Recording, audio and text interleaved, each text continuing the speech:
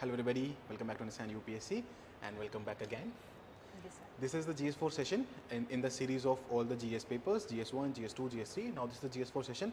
अब ये सेशन अभी तक जो आपने 3 देखे अप्रिशिएट किए उसके लिए बहुत बहुत थैंक यू, बट ये सबसे ज़्यादा इंपॉर्टेंट होने वाला है फॉर मल्टीपल रीजंस. सबसे पहले तो because GS4 is a kind of paper जिसमें बहुत बच्चों का 80s में स्कोर आ रहा है. Even after completing the paper बहुत बच्चों का score 120s 130s and then एक बच्चे का स्कोर 140s में भी आया है. So we have to understand कि ये क्यों हो रहा है. So this will be a detailed session जिसमें बहुत ब्रेक डाउन करेंगे चीज़ों को कि स्कोर कम क्यों आ रहा है, क्या लिखने से स्कोर आता है. That is the main agenda.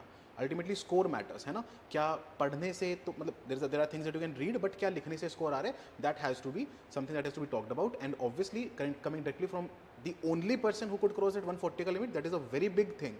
India में 10,000 12-13,000 बच्चों ने मीन्स दिया होगा, तो एक इंसान का अगर 140 क्रॉस हुआ है तो उसने कुछ अलग किया होगा. Please try to understand that as much as possible. Take notes out of the session, क्योंकि इसके नोट्स हम भी प्रोवाइड नहीं करेंगे क्योंकि आपको खुद को लेने हैं ताकि आप बहुत ध्यान से सुने. Alright, so welcome back again. Thank you so much, sir. Thank you so much for the introduction. But I'll just tell one thing. There are 2-3 things that we'll start with. First thing I'll tell you was that in 2023 also I wrote mains. Yeah. ठीक है. I had 126 as a score. Correct. ठीक है. But in ethics, anywhere above 110 plus is considered to be a good score. That we have to understand. Correct. This year, 2024, I had a score of 141. Now, why I am writing this, not to flaunt, but to tell you that this was possible with knowledge. Correct. It means what I did was last year it was my first means. Ethics इसके पहले कभी पढ़ा नहीं था, कभी idea नहीं था, तो we simply had those sessions जो SFG पे होते थे, उसके बेसिस पे ही मैंने इसको करा था. जो टॉपर्स के नोट्स, ऋषभ सर के नोट्स थे, कुछ आपने शुभम सर के नोट्स अपलोड करे थे, तो I used all of that. और कॉपी डिस्कशंस जो होती थी टॉपर्स के कॉपीज की, वहाँ से I took up the insights and I understood कि भाई नॉलेज गेम स्ट्रॉन्ग होना चाहिए in ethics. Means you should have clarity on definitions. अगर आप इंटेग्रिटी लिख रहे हो, अगर इंटेग्रिटी और प्रोबिटी पे अगर दिया हुआ है, दो these two terms have almost the same meaning, but जो बेसिक डिफरेंस है इन दोनों के बीच का वो आपको पता होना चाहिए to have a clarity. Same goes, you should be very very clear in your examples. Correct. ठीक है. As I can tell you, जैसे सर ने कहा था कि you need to go for certain examples. जैसे आपने बताया था कि it has to be like सबको पता होना चाहिए. ये नहीं कि आप पर्सनल एग्जाम्पल ऐसा लिख रहे हो जिसको एक्सप्लेन करने में यू आर स्पेंडिंग 3-4 लाइन्स. हाँ ठीक है, उसमें आप लाइन्स भी वेस्ट कर रहे हो, टाइम भी वेस्ट कर रहे हो, एंड इफेक्टिवली आप डिलीवर भी नहीं कर पा रहे हो. Like if I mention Ashok Khemka sir, like self-explanatory, you don't need to write. But if I mention somebody who's doing good work, but ठीक है उनका कोई इतना नून, तो आपको context देना पड़ेगा उनके एग्जाम वर्क का, तो that creates an issue. So in 2023 with knowledge, when I had clarity on all of this, I could get 126. जिससे ये समझ में आता है कि जब आप अच्छा लिख रहे हो तो नंबर आते हैं. लेकिन ये जो है that has come with structuring. मतलब this year I remember that अब कंटेंट वाला तो जो था आई हैड क्रैक. मतलब ये समझ में आ गया कि नॉलेज तो मेरा है, answers I can write. Then how to jump, और basically the idea was to first maintain this. Second thing was to go over and above only. ऐसा ना हो कि इस अटेम्प्ट में आई गेट लेसर स्कोर. तो आई रियलाइज्ड कि क्या करें, तो I have started working on structuring. Ethics में क्या होता है ना कि एट टाइम्स क्वेश्चंस अगर कोड बेस्ड हो तो कभी कभी होता है कि we don't know how to start, how to end, उसमें क्या सब हेडिंग्स दें, पॉइंट में जाएं, पैराग्राफ में जाएं. तो I had face certain issues in all of this, and this year I worked on the structuring part. Second thing I would like to highlight was see there are 3 things in mains. एक है essay, एक है ethics और एक है optional. अगर आपने ये 3 चीज़ों पे कमांड कर लिया है, I think you get a good rank. This has been commanded by rank 2 this year. Ma'am got 144 score in essay. I think probably one of the reason for a good rank. Right. This has been commanded by rank 1 this year because 141 in ethics has helped me get this rank. अगर इससे कम होता definitely मैं कोई और rank पे ही होती. Optional में जिसके अच्छे होते हैं, that is something that will get balanced. तो ये you have to understand the significance of these 2 papers. Other subjects like GS 1 to 3 can help you clear mains, but to get a good rank, ताकि आपको दोबारा appear ना करना पड़े, you need to command these 2 things. Also I used to think कि ethics and essay is more or less the same thing, but I think वो अलग था. तभी इसी वजह से what I applied here and what I applied here did not go in the same way. तो ये एक ऐसी चीज़ है जो मुझे ऐसे other I wanted to inform कि भाई सिग्निफिकेंस क्या है सब्जेक्ट का, you should have an idea.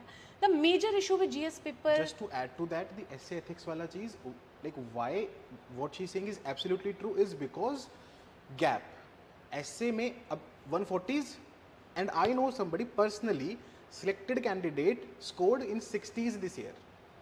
The gap, कैसे bridge करोगे gap? Similar goes for ethics, 140s, and then I personally know people जो पेपर पूरा करने के बाद भी 70s 80s में स्कोर है, कैसे ब्रिज करोगे gap? Same goes for optional, 300 crores इस बार भी हुआ है, 280s 290s में स्कोर इस बार भी आए हैं, and then you have people 180s 190s में gap. So that is why these three subjects become the most important when it comes to getting a very superior rank. Please. So when I think specifically students who are appearing for mains this year, you have to understand that देखो GS1 again I'll just give a मतलब एक तरीके से आपको थोड़ा सा we'll revise those things कि GS1 is very static भाई, history geography है, खाली society में आप थोड़ा current का addition कर सकते हो. GS2 में again polity is very static, आपका IR more or less, तो ये चीज़ें ऐसी हैं जिसमें आप और GS3 आप देख रहे हो कितना current और unpredictable पेपर आ रहा है, तो भाई इनके ऊपर don't rely that on these if you're relying you get a good marks. Last year in optional I had 230 marks. I was out of the list. This year in optional I have 280 marks and I am मतलब ठीक है, तो ये 50 marks का जो jump हुआ है that has helped me a lot. अभी देखो last year also I could have cleared the exam only if I got some 15 marks more in optional I would have been into the list. But नहीं हुआ, तो ये इतना low score was also one of the reason why I couldn't get. तो ये तीन subjects के ऊपर I would say that you need to be like now be spending most of your time.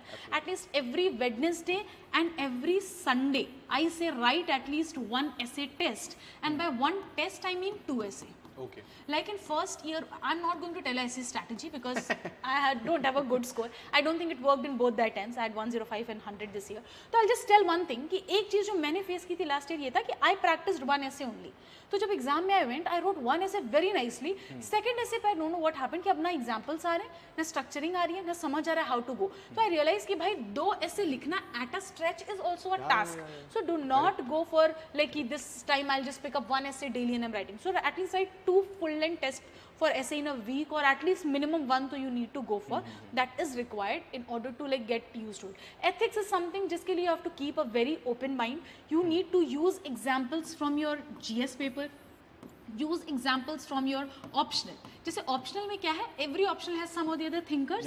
Now whenever you get, and you can use any thinker in your paper for any reason. Even Charles Darwin की survival of fittest is something जो आप कहीं भी term use कर सकते हो. When you are talking about like से कोई competition से related case study है or something like that, तो वहाँ पे बात कर सकते हो कि भाई एक term है survival of fittest, तो one needs to continuously make themselves better in order to be at par or be at the competitive spirit वाला. तो ऑप्शनल का भी कंटेंट मैंने बहुत यूज किया है. जीएस में लाइक हिस्ट्री से एग्जांपल्स तो बहुत वाइडली यूज होते हैं. हिस्ट्री के अलावा आपको जहां पॉलिटी से भी एग्जांपल या टर्म्स मिल रहे हैं यूज, जैसे फॉर एग्जांपल आर्टिकल 21 का जो इंटरप्रिटेशन है इट गोज फिलोसॉफिकली, लाइक किस तरीके से Supreme court has been interpreting it philosophically. तो ये एंगल भी अगर आप चाहते हो you can inculcate in your answers.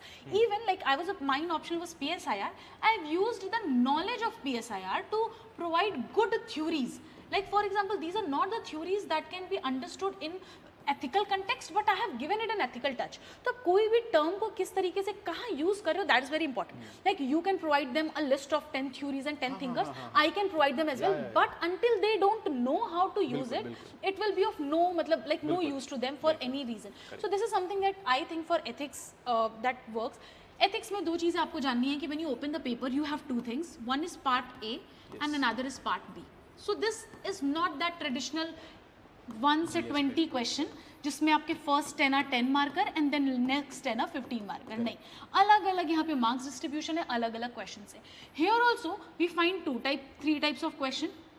First is your definition based, that I find what is crisis of conscience, what does morality means to you, what is ethics, ठीक है, what is attitude, तो ये हो गया definition based. Second value based questions होते हैं, like what do you understand with the following values, and then एक transparency, accountability, objectivity करके 5-6 values they'll give. So that also comes here value based question. Then comes third is your difference based question, that differentiate between the following A law and ethics, B, तो ये सब कुछ वहाँ से आ जाएगा. And fourth type के आते हैं आपके code based questions. So this is a format for your these questions, and every question will be of 10 marks. 10 marks का मतलब है you are just given 2 pages to write your answer. Now here if it is a difference based question, there are at least 3 questions every question will have 2 keywords to differentiate and page आपको उतना ही दिया हुआ है. Right. तो you have to understand that आपके पास बहुत ही जो स्पेसिफिक डिफरेंस है, that I was talking about property versus integrity, एक बहुत स्पेसिफिक डिफरेंस आपको पता होना चाहिए. You should be very clear with your definitions, you should be very clear with the examples that you are giving. अब integrity के लिए you need to have a different example and property के लिए you need to have a different example, and that is something आपको keywords का जो identification है that should be top notch to get here. Code based question में भी क्या होता है, I just when we come to the code based question I discuss, but एक तरीका होता है अप्रोच करने का. Last year what I did was कि मुझे लगता था code based question have to be approached in an essay format. ठीक है, अब देखो क्या होता है, ऐसे फॉर्मेट मतलब पैराग्राफ पे. So what I did was that whenever I used to solve, if I've read a particular quote, I'll start in an essay format. अब essay में दो चीज़ें होती हैं. Essay में you write in paragraph. When you're writing in paragraph, you have to take care of two things. First is the flow of the answer. Second thing, continuity between the paragraphs. तो इसलिए it becomes really difficult to change the dimension in 2 pages. ऐसा लगेगा कि या तो आपके breaks समझ में आएंगे या तो आपका आंसर में फ्लो नहीं आएगा if you are trying to mention so many dimension in paragraphs. So that is why I think last year मेरे code based question were the one that were compromised. This year what I did is कि I approached it as a GS answer. मतलब हाँ, तो मैंने pointers में लिखे ना. उसमें भी क्या हुआ कि 3 कोड बेस्ड क्वेश्चंस होते हैं and that is not, I did not approach all of them in a single way. कुछ कोट होंगे जिससे आप एथिकल वैल्यूज एक्सट्रैक्ट कर सकते हैं. Like this year there was a question, in law a man is guilty if he violates it, in ethics he is guilty if he thinks of doing so. तो ये Potter Stewart का coat ही है, थोड़ा बहुत आता है उनका, वहीं से एक्सट्रैक्ट किया गया. So that is a direct question और a quote on law versus ethics. ठीक है, that could be approached in a GS format. But then comes a women say if a quote is one is not born women, one becomes women. अब इसको आप ले जा सकते थे paragraph format में. मतलब जो फिलोसफिकल कोट्स हैं I think they can be approached in a paragraph format, but जो टेक्निकल कोट्स हैं जिसमें आप कोई अंडरलाइनिंग एथिकल वैल्यू आइडेंटिफाई कर पा रहे हो, that can go in a point wise format. So today I will show you, there were 3 quotes, 2 को मैंने पॉइंट वाइज अप्रोच किया है, एक को मैंने पैराग्राफ में अप्रोच किया है बिकॉज वो फिलोसफिकल था. तो जब फिलोसफिकल है तो even like one is not born women, one becomes women is a question on the gendered society. Patriarchy का नोशन आ रहा है, you can just go in a single dimension and cover it in 2 pages, वो आराम से हो जाएगा. लेकिन जब एथिक्स वर्सेस लॉ में है तो you need to keep differentiating between the 2. तो वो पैराग्राफ में लिखोगे तो वो क्लियर डिस्टिंक्शन नहीं दिखेगा. For that you need to have a proper point wise format. So this is how I approach. तीनों को भी, अगर आपके पास कोई भी फिलोसफिकल कोट नहीं लग रहा है तो तीनों को आप जीएस फॉर्मेट में यूज करो. ये थोड़ा सा एक फ्लेक्सिबिलिटी होनी चाहिए that we decide in the exam hall. You don't know which kind of codes they are going to ask, you don't know what is going to be the, क्या उसमें से कोई वैल्यू निकलेगा या नहीं निकलेगा, क्या उसमें से सोशल वैल्यू निकल रहा है, उससे पॉलिटिकल वैल्यू निकल रहा है, उससे इकोनॉमिक वैल्यू निकल रहा है. Depending upon that the structure of answer has to be decided. ठीक है, so this was about part A. Let's talk about part B. Now in part B today I'll just see the idea is not to solve a case study here. वो तो आप कर लोगे मुझे पता है, और with practice that might come. The idea is to have a knack of solving the case study. What I have found is कि in case study what happens, there are 6 case study that you will find. Every question will either have 4 question, 3 question और 2 question. ठीक है, ये इतने number of questions होंगे लेकिन सबके marks same है, दे आर ऑल 20 मार्कर. सो इससे मुझे ये समझ में आ रहा है कि 20 मार्कर हैं, तो डिस्ट्रीब्यूशन होगा that will depend upon the number of question. Space सब में 4 पेजेस ही दिए जाएंगे, तो डिस्ट्रीब्यूशन ऑफ स्पेस भी होगा डिपेंड अपॉन द मार्क्स और द क्वेश्चंस कितने. तो you need to have a unique structuring for every case study. एक बहुत कॉमन चीज़ मैंने सुनी थी इस बार वाले, आई वाज राइटिंग मेन्स, तो हम सारे बच्चे जो साथ में बैठे थे तो people were like I will start with part A, somebody saying part B करो, 1 घंटे में निपटा दो, बाकी 2 घंटे में पार्ट ए करो. तो आई आस्क्ड व्हाई सो, मतलब why is this thing, because उनको लगता है केस स्टडी कोई पढ़ता नहीं है, केस स्टडी में एवरेज मार्किंग होती है. If that is a thing, then I don't think I would have got a good marks अगर ऐसा होता, because मुझे ऐसा लगता है कि case study में I really worked on 2-3 things. I'll tell you. First thing, if you see in every case study there will be a question on mention the ethical dilemma faced in the above. तो हर case study में होगा, case study vary करेगी लेकिन ethical dilemma हर जगह पूछा जाएगा. आपके पास ये इंश्योर करना ही होगा आपको कि एवरी केस स्टडी में आप सेम एथिकल डायलेमा नहीं लिख रहे हो. ऐसा ना लगे कि भाई सेम ही चीज़ आपने बार बार इंटेग्रिटी मेंशन किया, बार बार कॉन्स्टिट्यूशनल मोरालिटी मेंशन किया, पर्सनल वर्सेस प्रोफेशनल किया हुआ है, वो बार बार नहीं आना चाहिए. अगर पर्सनल वर्सेस प्रोफेशनल एक बार लिख रहे हो, एक बार आप ड्यूटी वर्सेस समथिंग डिवोशन है, कुछ ऐसा टर्म यूज करो. तो you should have a list prepared, you should have a proper list prepared for these, like proper. अगर आप केस स्टडी की बात करें तो in case study you need to have a list of certain things, that is at least 6 questions आते हैं. अगर आप 5 भी एथिकल डायलेमा हर में कोट कर रहे हो तो 30 तो याद करोगे तो याद तो होगा नहीं, 30 से 35 मिनिमम एथिकल डायलेमा की एक लिस्ट प्रिपेयर करो. Now there is a question, how do I prepare this list. Pick up the previous year question of UPSC. उन्होंने खुद ही इतने अच्छे आते हैं. What do you understand by crisis of conscience, ये टर्म आप वहां से पिकअप कर लो. How is law and ethics different from each other, law and ethics एक एथिकल डायलेमा हो गया. So start picking up things from the previous year question. They have asked such good quotes, you can use those quotes if you understand इसका underlying value integrity है, integrity के किसी question में use it. So we don't need to run back of collecting quotes और keywords और ethical dilemmas कहीं और से. It is already asked by UPSC in the last few years. तो 30 से 35 क्वेश्चन, एक तो ये आपको प्रिपेयर करना होगा. Second thing, you need to have list of keywords. By list of keywords I mean there should be synonyms that we are having, so that if suppose एक case study में I mentioned integrity, I should have another keyword to mention. I cannot mention integrity again and again to make my answer look very redundant. और ethics में when you start writing answer you will have this issue कि लगता है कि सारा answer ही एक जैसा निकल रहा है, बार बार वही एग्जाम्पल दिमाग में आ रहे हैं. अब जैसे मान लो there is a question on say morals and they talk about how can we build a moral society or something. Then there is a question on attitude, and the same they talk about attitudinal change, how can we inculcate attitudinal change. Don't you think the answer for them is itself same? Moral values के लिए भी वही, family as a determinant, school as a determinant, God, society, attitudinal change के लिए again family. तो हम कैसे differentiate करें इन दोनों आंसर्स को, क्योंकि कीवर्ड्स जब वैरी कर रहे हैं we need to have a different structure for different answers. तो आई थिंक 2-3 चीज़ें जो एथिक्स में you need to keep in mind. First thing, your answer should not look redundant. Second thing, you have to make sure that every answer that you write you maintain diversity in the keywords, you maintain diversity in the ethical issues और dilemmas that you are mentioning. And third thing is there has to be a proper structuring in the answer. When there is a structuring this helps you like better reflect what you want to say instead of like you know if you just use it in a very vague way. तो आपका जो ethics में ये होगा कि you will not be able to properly convey. जैसे अगर मान लो there is a question on say talking about gendered society only, if you are giving an example, so use very good phrases that are there. Like if you talk about blue pink parenting, ऐसा आप mention कर दो. You talk about something like say we can use terms that are like pink collarization of job, pink tax. तो ये terms जब आप एक बार लिख रहे हो तो you don't need to explain them. Right. लेकिन if you start going for an example where you are trying to explain, you waste your time, you waste your energy, and still that will not be very.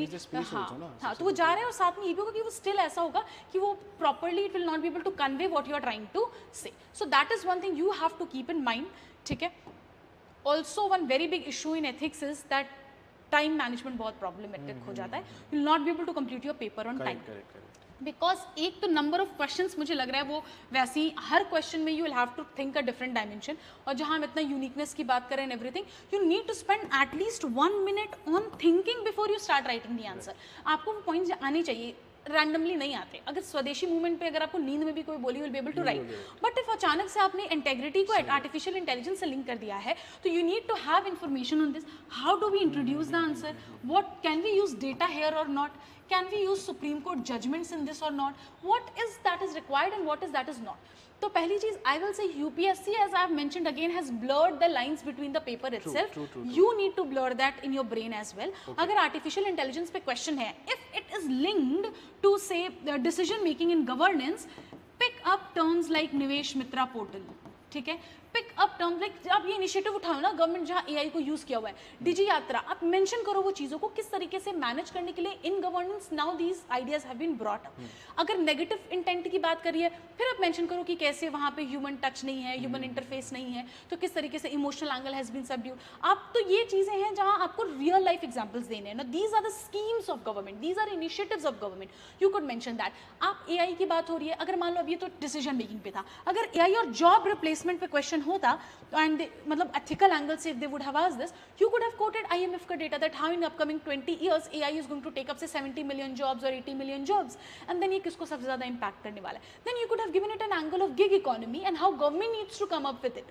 तो ये मुझे एक तो ये चीज़ clear करनी है कि ethics को खाली वो philosophical में नहीं लिखना है. Every philosophy has an argument जो आपको देनी है वहाँ पे, otherwise your answer looks very just fanciful. मतलब ये ऐसा लगता है कि आप बहुत बड़ी बड़ी बातें कर रहे हो बट उसको substantiate करने के लिए आपके पास कोई पॉइंट है नहीं. तो try inculcating those examples, try inculcating those values, those ideas wherever possible.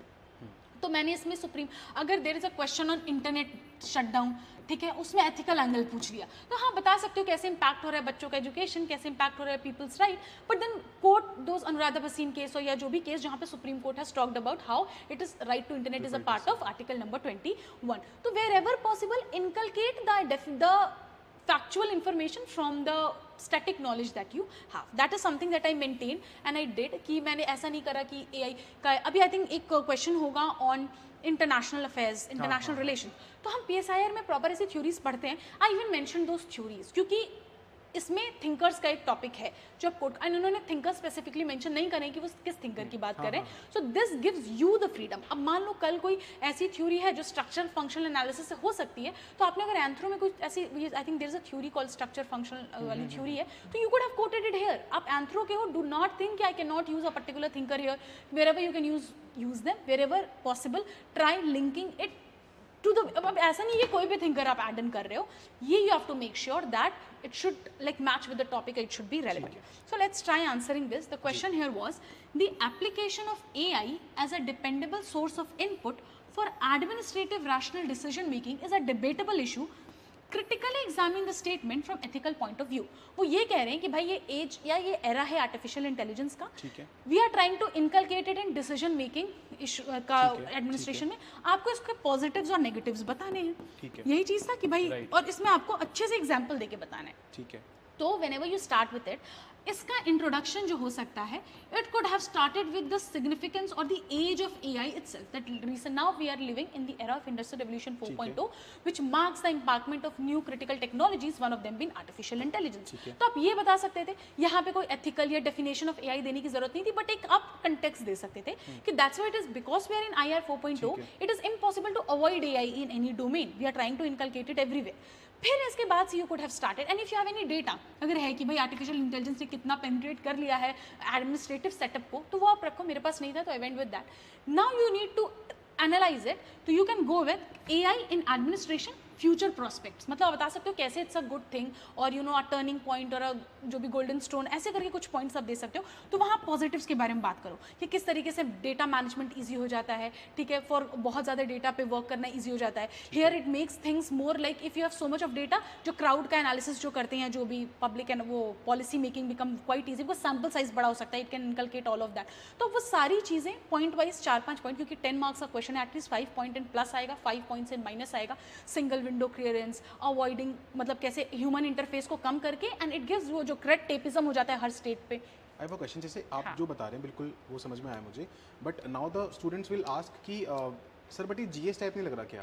And then you need to say from ethical point of view, when it has been mentioned, you give that by where you have used it. Now you talk, when you talk about decreasing red tapeism, increasing से आप increase कर सकते हो किस तरीके से government is interacting with people without having that. मतलब आप कोई भी, जैसे मान लो AI को, डिजिटल को आप यूज कर रहे हो, कोई भी चीज को, आपने जो भी बेनिफिट्स उसमें लगाने हैं, the idea comes with it. Why? Because maximum governance more government वाला, जो भी maximum governance more less government, तो ऐसे ऐसे टर्म्स को आप यूज कर सकते हो जो कि एथिकल टर्म्स है. अब ये है अकाउंट, इससे क्या हो जाएगा, ऑब्जेक्टिविटी बढ़ जाएगी, इससे क्या हो जाएगा, ट्रांसपेरेंसी विल इंक्रीज, इससे क्या हो जाएगा, accountability will increase, citizen centric participation will increase, because आपने क्या कर दिया, आपने प्लेटफॉर्म डिजिटल कर दिया. ठीक है, उसके बाद क्या कि ह्यूज डेटा जो है वो मैनेज हो जाएगा इजीली, इंक्लूजन एक्सक्लूजन एरर के चांसेस कम हो जाते हैं, बिकॉज आपने, तो आपको use, that's what I said कि every philosophical statement should have a concrete argument. तो आप आराम से कोट कर सकते हो how it will ensure objectivity. Example दो and then talk about it. फिर आप GS वाला लाइन दो, टर्म जो आप कीवर्ड मेंशन कर रहे हो वो एथिकल होना चाहिए. Definition has to be a very strong stand point. Understood, completely. ठीक है, तो उसके बाद जब नेगेटिव्स में जा रहे हो तब आप जाओ भाई, because there is no human interface. ठीक है, तो देयर इज लैक ऑफ जो है ना रिस्पॉन्सिबिलिटी दैट कम्स कि भाई I am behind the scene, मैं तो कुछ कर, तो वहाँ पे आप यूज करो लैक ऑफ अकाउंटेबिलिटी. अब ये टर्म्स आप वो दो, लेकिन एग्जाम्पल के लिए then you can mention something, क्योंकि आपको उसको कॉन्क्रीट एग्जाम्पल है, सिटीजन चार्टर, भाई रेगुलर अपडेशन नहीं हो रहा है, one size fits all approach में चल रहा है. ठीक है, अभी आप inclusion, because it's lack of human emotion, emotional intelligence नहीं होता AI या मशीन्स में, मशीन, तो ये चीज़ें आपको वहाँ कोट करनी है. Keywords have to be ethical, but arguments have to be substantive. That comes from either facts, data, scheme, initiative. That should be there. And when you end it, you cannot like, अब ये positive, negative दोनों पे बात हुई है, तो we cannot end it in a single format कि बहुत ही अच्छा या बहुत ही खराब है. You have to go in a very balanced way. कि since AI is a tool of future, avoiding it is not possible. Regulation is something that must be imposed in order to ensure that decision making does not goes like, आपको ethical terms से link कर दो कि मान लो कि decision making जो भी हो रहा है, it should be for larger public perspective और larger greater good of greater number according to the utilitarian theory. तो आप यहाँ पे एथिकल थ्योरी से जस्टिफाई करो अपने आंसर को. कीवर्ड्स यूज करो टू सब्सटैंशिएट एवरी पॉइंट। तो कीवर्ड्स आप एथिकल यूज करो, बट भाई अगर ऑब्जेक्टिविटी इंश्योर हो रही है तो आपको कोई तो एग्जांपल देना होगा ऑब्जेक्टिविटी का। तो if you are talking about the Nivesh Mitra और सिंगल पोर्टल और the single window clearance, you can mention about ease of doing business, but that is coming with भाई अब ग्रेटर पब्लिक गुड के लिए ही तो the government is trying to work, small businesses के लिए ही तो government is trying to work. अब government can't reach door steps but governance can. तो ये टर्म्स थोड़ी यूज करके बट आपको एग्जांपल्स देने पड़ेंगे for the from the ethical point. So this is how this was the question that could have been approached. Understood. एक चीज़ हो जिसे मैं बाद में भूल जाऊंगा पूछना, जी, जी। व्हाट इज द क्राइटेरिया या importance of flow charts and diagrams in this paper? Okay, now I will tell you if this is a page that is been given. मैं आपको बता रही हूँ ऐसा है, ठीक है, दिस इज द क्वेश्चन। आप देख रहे हो साइज और the length of the question, तीन चार लाइन, हिंदी इंग्लिश दोनों लिखा रहेगा वहाँ पे। तो it is this is the size of the question, you are left with this much space. अब डायग्राम वही बनते हैं जहां रिक्वायर्ड है। अब जैसे एटीट्यूड के 3 ABC कंपोनेंट सबको पता है एग्जिस्ट करते हैं, तो भाई ये आपने एक छोटा सा डायग्राम बना के कर दिया, एक आपने छोटा सा डायग्राम बना के कर दिया। अब ए से आप बता लो इफेक्टिव कंपोनेंट, तो यहाँ आप एग्जांपल भी वही लिख दो। ऐसा नहीं है कि आपने डायग्राम अलग से बना दिया यहाँ पे, उसके बाद 1 2 3 करके, हाँ, और फिर वहाँ पे अलग, वो काम नहीं करना है। दूसरी चीज, डायग्राम्स आई थिंक मोर मैं यूज करती थी इन द केस स्टडी, क्योंकि वहाँ पेजेस ज्यादा होते हैं। तो आप स्टेक होल्डर बता रहे हो तो आपने डेफिनेट डायग्राम यूज कर दिया। जैसे आपने कहा था इफ यू आर टेलिंग कि which course of action you will choose, you draw a diagram कि पर्सनल इंटरेस्ट, इतना इंडियन इंटरेस्ट या नेशनल इंटरेस्ट, तो my decision will be guided by से नेशनल इंटरेस्ट। तो ये सब डायग्राम्स वहाँ यूज करो।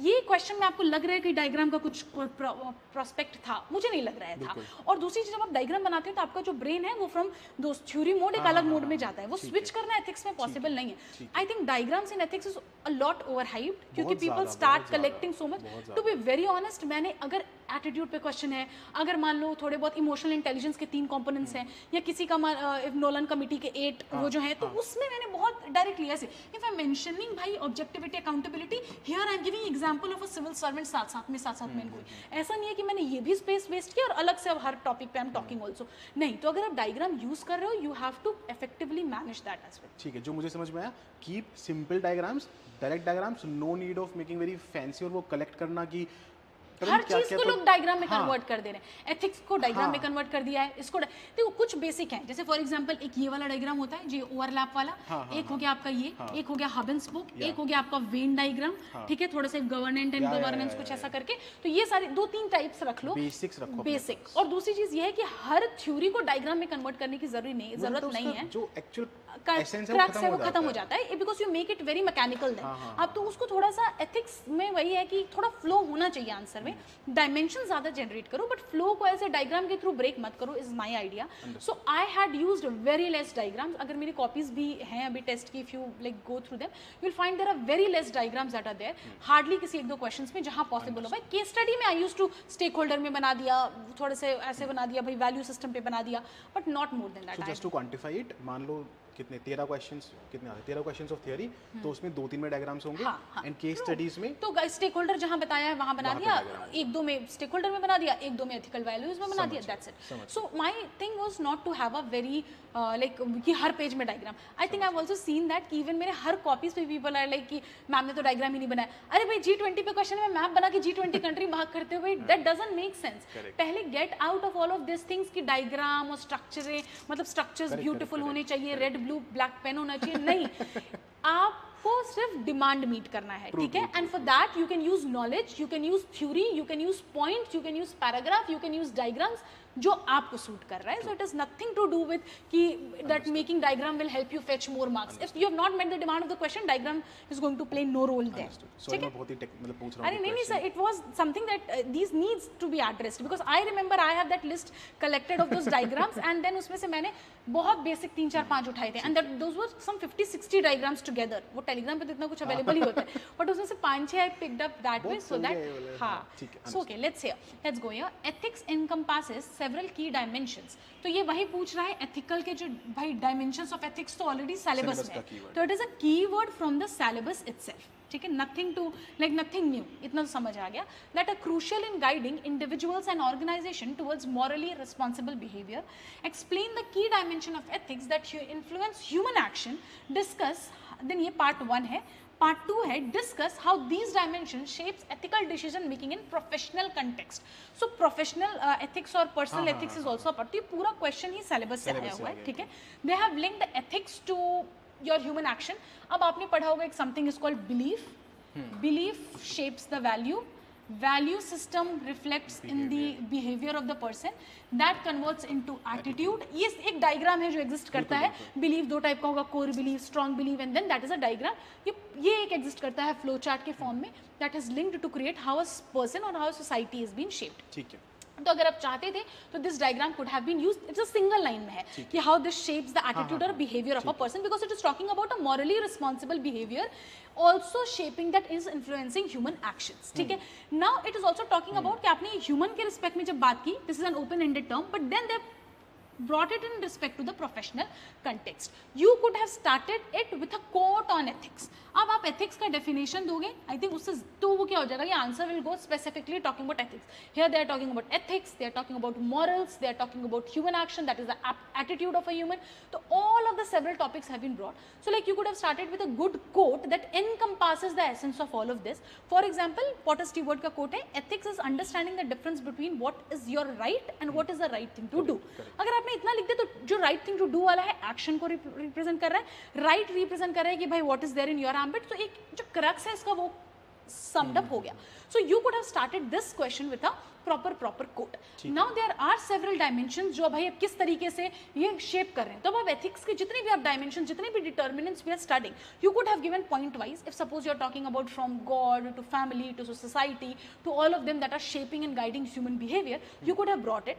आप उसके, क्योंकि पहला क्वेश्चन वही कह रहे हैं कि how it is influencing the human action, तो you can talk about the significance of family in inculcating the values और मॉरल. कुछ एग्जांपल दे दो, ब्लू पिंक पेरेंटिंग, और बेसिक एग्जांपल दे दो how even like family can teach gender equality वाले rules. School में जाओ, how this inculcates the value of say social belongingness, या फिर एक तरीके से एम्पैथी या ब्रदरहुड का कंसेप्ट आप वहाँ से कैसे लेकर आ सकते हो. फिर सोसाइटी की बात करो, how they create like for example certain things जो हैं. अब ये करके हम सेवरल डायमेंशंस में we could have talked about it, and human action को किस तरीके से सारे डिटर्मिनेंट शेप कर रहे हैं, that example could have been given. क्योंकि पहला वो था. दूसरा ये काम बात करें स्पेसिफिकली इन प्रोफेशनल कॉन्टेक्स्ट. एक तरीके से आप कॉर्पोरेट्स इसको लिंक कर सकते हो. अब यहाँ पे इन्वायरमेंट का भी कंटेक्स्ट लेकर आ सकते हो, बायो एथिक्स का भी, जो जितने हम डायमेंशंस एथिक्स के पढ़ते हैं, लाइक बायो एथिक्स हो गया, कॉर्पोरेट एथिक्स, स्पोर्ट्स एथिक्स, जितनी भी चीज़ें.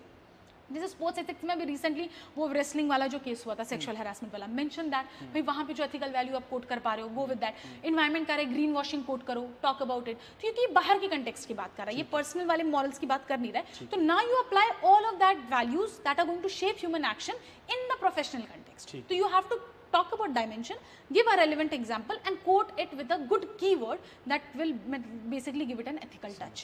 So that is how this answer could have been given. So and then you can end it. Now since you have started already with a quote, no need to end this with a quote, but you could have talked about like something, और यार जैसे चाहते हो तो कर लो, like it's easy to raise strong men then strong children than to repair the broken men. तो ये signify करता है किस तरीके से भाई value education is more important that than once trying to build a society जब already you have created corrupt में. तो वो उसे आप एंड कर सकते थे. तो quotes at time do give a very good start and a very good conclusion to your answers. So you should have that list of keywords, and then in every dimension should be substantiated by some real life examples so that they have been there in the news and they also demand that ethical context. ठीक है. So that could have been given here. For example, अगर मान लो आप professional context की भी बात कर रहे हो, तो एक जैसे there was a case in Jharkhand where a girl who died because she was not being issued the ration card, वो हंगर की वजह से. तो भाई ऑब्जेक्टिविटी को किस तरीके से इनडिफरेंस से रिलेट कर दिया गया. तो गिव दोज क्योंकि वो एथिकल डिसीजन मेकिंग हो गया, because I am adhering to the rules, because of that I have overlooked a certain thing. तो objectivity and impartiality, these are two different things. You like indifference, भाई उन सब चीज़ों को भी आप ऐसे keywords के through we can note it down and give some good examples. Understood. Totally understood. Yes. So this was the question. एक second. This was question number 2. Now let's go. It's not enough to talk about peace. One must believe in it, and it is not enough to believe in it. One must act upon it. In the present context, the major weapon industries of the developed nations are adversely influencing continuation of number of wars on their self-interest all around the world. What are the ethical consideration of powerful nations in today's internet? Okay, this was the question I was talking about. जहाँ मैंने अपना proper IR के बारे में पढ़ाई करी है. ठीक है, लेकिन IR we study about something called age, we have studied this with respect to nuclear weapons, ठीक है, and we say that how wars are requirement of the big powers, ये IR में एक थ्योरी है, how wars are requirement of the big power to always reinforce their significance on the world, because whenever there is a war these big powers will come, like अभी recent में भी देख लो, India Pakistan में issue चल रहा है, US got in इतना कि I am mediating, again Iran Israel में US will again come and I am mediating, तो ये क्या है, ये they are trying to influence us, see I am the guardian of the world and I am always taking, so this is wars are one way of doing that thing. Second thing, you could then, that is what I did. Second thing, I talk about how in present day context, present context में आपका जो हमारा liberal world order है जो multilateralism पे based था, that is failing. आजकल you see big powers like US only withdrawing from UN sorry, वो आपका Paris agreement, destroying, moving away from WHO, ये इंटरनेशनल ऑर्गेनाइजेशन तो आपने ही क्रिएट किए थे ना, आपका multilateralism was your concept, why are you withdrawing. तो ये चीजें जो है ये हमने पढ़ी हुई है IR में, ठीक है. When I went here I understood that this has to be talked upon with respect to wars, ठीक है. अब इसमें क्या है, एथिकल कंसिडरेशन जो कि वेस्टर्न पावर्स को रखनी चाहिए, वो ethical things in mind, so as to stop continue, because they are the one who can stop this, they have that power. अगर भाई आप रिस्पॉन्सिबल हो तो उस एंड में लो ना, why are you acting once the war has been initiated, we act before it, मतलब ये था. तो दिस वाज अ क्वेश्चन जो कि पीस, वॉर, आर्म्स इंडस्ट्री, हर चीज से रिलेटेड है. Begin with, because it is already begin, you have begin here with a quote. It is talking about the inner lying idea is peace, जो maintain करना है कहाँ पे, इन द इंटरनेशनल एरेना, ठीक है. अब यहाँ पे what you could have done, I तो स्टार्टेड इवन विद डेटा से भी आप स्टार्ट कर सकते हो. सिप्री की रिपोर्ट थी कि कितने nuclear installation and all has been increasing. See it is a ethics question, but the question is from the current, ये Russia, Ukraine, Israel, Palestine, all of that is happening, वो वहाँ पे ethical dimensions की बात कर रहे हैं. I know it might sound कि we are trying to inculcate the GS perspective, but it is important to give, as I mention, every ethical argument, statement और philosophical question has an exact good argument. तो SIPRI से मैंने start किया कि भाई 90s 1900s में कैसे था और कितना multiple times it has increased. What does this indicate? This indicates, और तो फिर हम इसमें टर्म्स पढ़ते हैं like security dilemma. What is security dilemma? मतलब मुझे ये जब ये, if suppose we two are enemies and we are meeting here and I don't know how much weapon you have and how much weapon you don't know how much, so there will be insecurity that will always persist. I cannot trust you completely, you cannot trust me completely. तो ये term है security dilemma का, जो Russia और US के बीच में exist करता है, ठीक है, इंडिया पाकिस्तान के बीच में एग्जिस्ट करता है. तो security dilemma एक टर्म है जिसको आप एथिकल टर्म में भी यूज कर सकते हो, IR के टर्म में भी यूज कर सकते हो. तो ये चीजें मैंने सिप्री रिपोर्ट देके मैंने ये रिपोर्ट दे दी कि भाई ये इंक्रीज हुआ है. It has also indicated that only 10 or 20% of the countries own 70% of the weapons. तो इसका मतलब क्या है कि this is something that is now enforcing the issue of security dilemma, जिसकी वजह से even smaller countries are going. What was the reason for, there were 2-3 Finland जो जिसने NATO ज्वाइन किया था, है ना, तो अब ये countries क्यों इधर की तरफ, these are the one who have remained impartial during World War also, अब ये क्यों आ रहे, because of this concept, because now they are fearing the rise of Russia. तो वो इस वजह से चाह रहे हैं कि भाई let me get into support of somebody. तो ये आंसर जो है सिप्री रिपोर्ट से मैंने शुरू की थी, and because I mention major weapon industries of the developed nation are influencing. फिर आप कुछ इसमें आप ये कोट किया मैंने, सिक्योरिटी डायलेमा से लिंक किया. I have given example of Russia Ukraine war, I have given the example of Israel Palestine conflict, I have given the disturbance between India and Pakistan. तो ये आप एग्जांपल्स की तरह कोट कर सकते थे. वैल्यू सिस्टम क्या आ रहा है भाई, आप यूज करो terms like integrity, because or what are the ethical consideration, भाई they need to be in the position of integrity.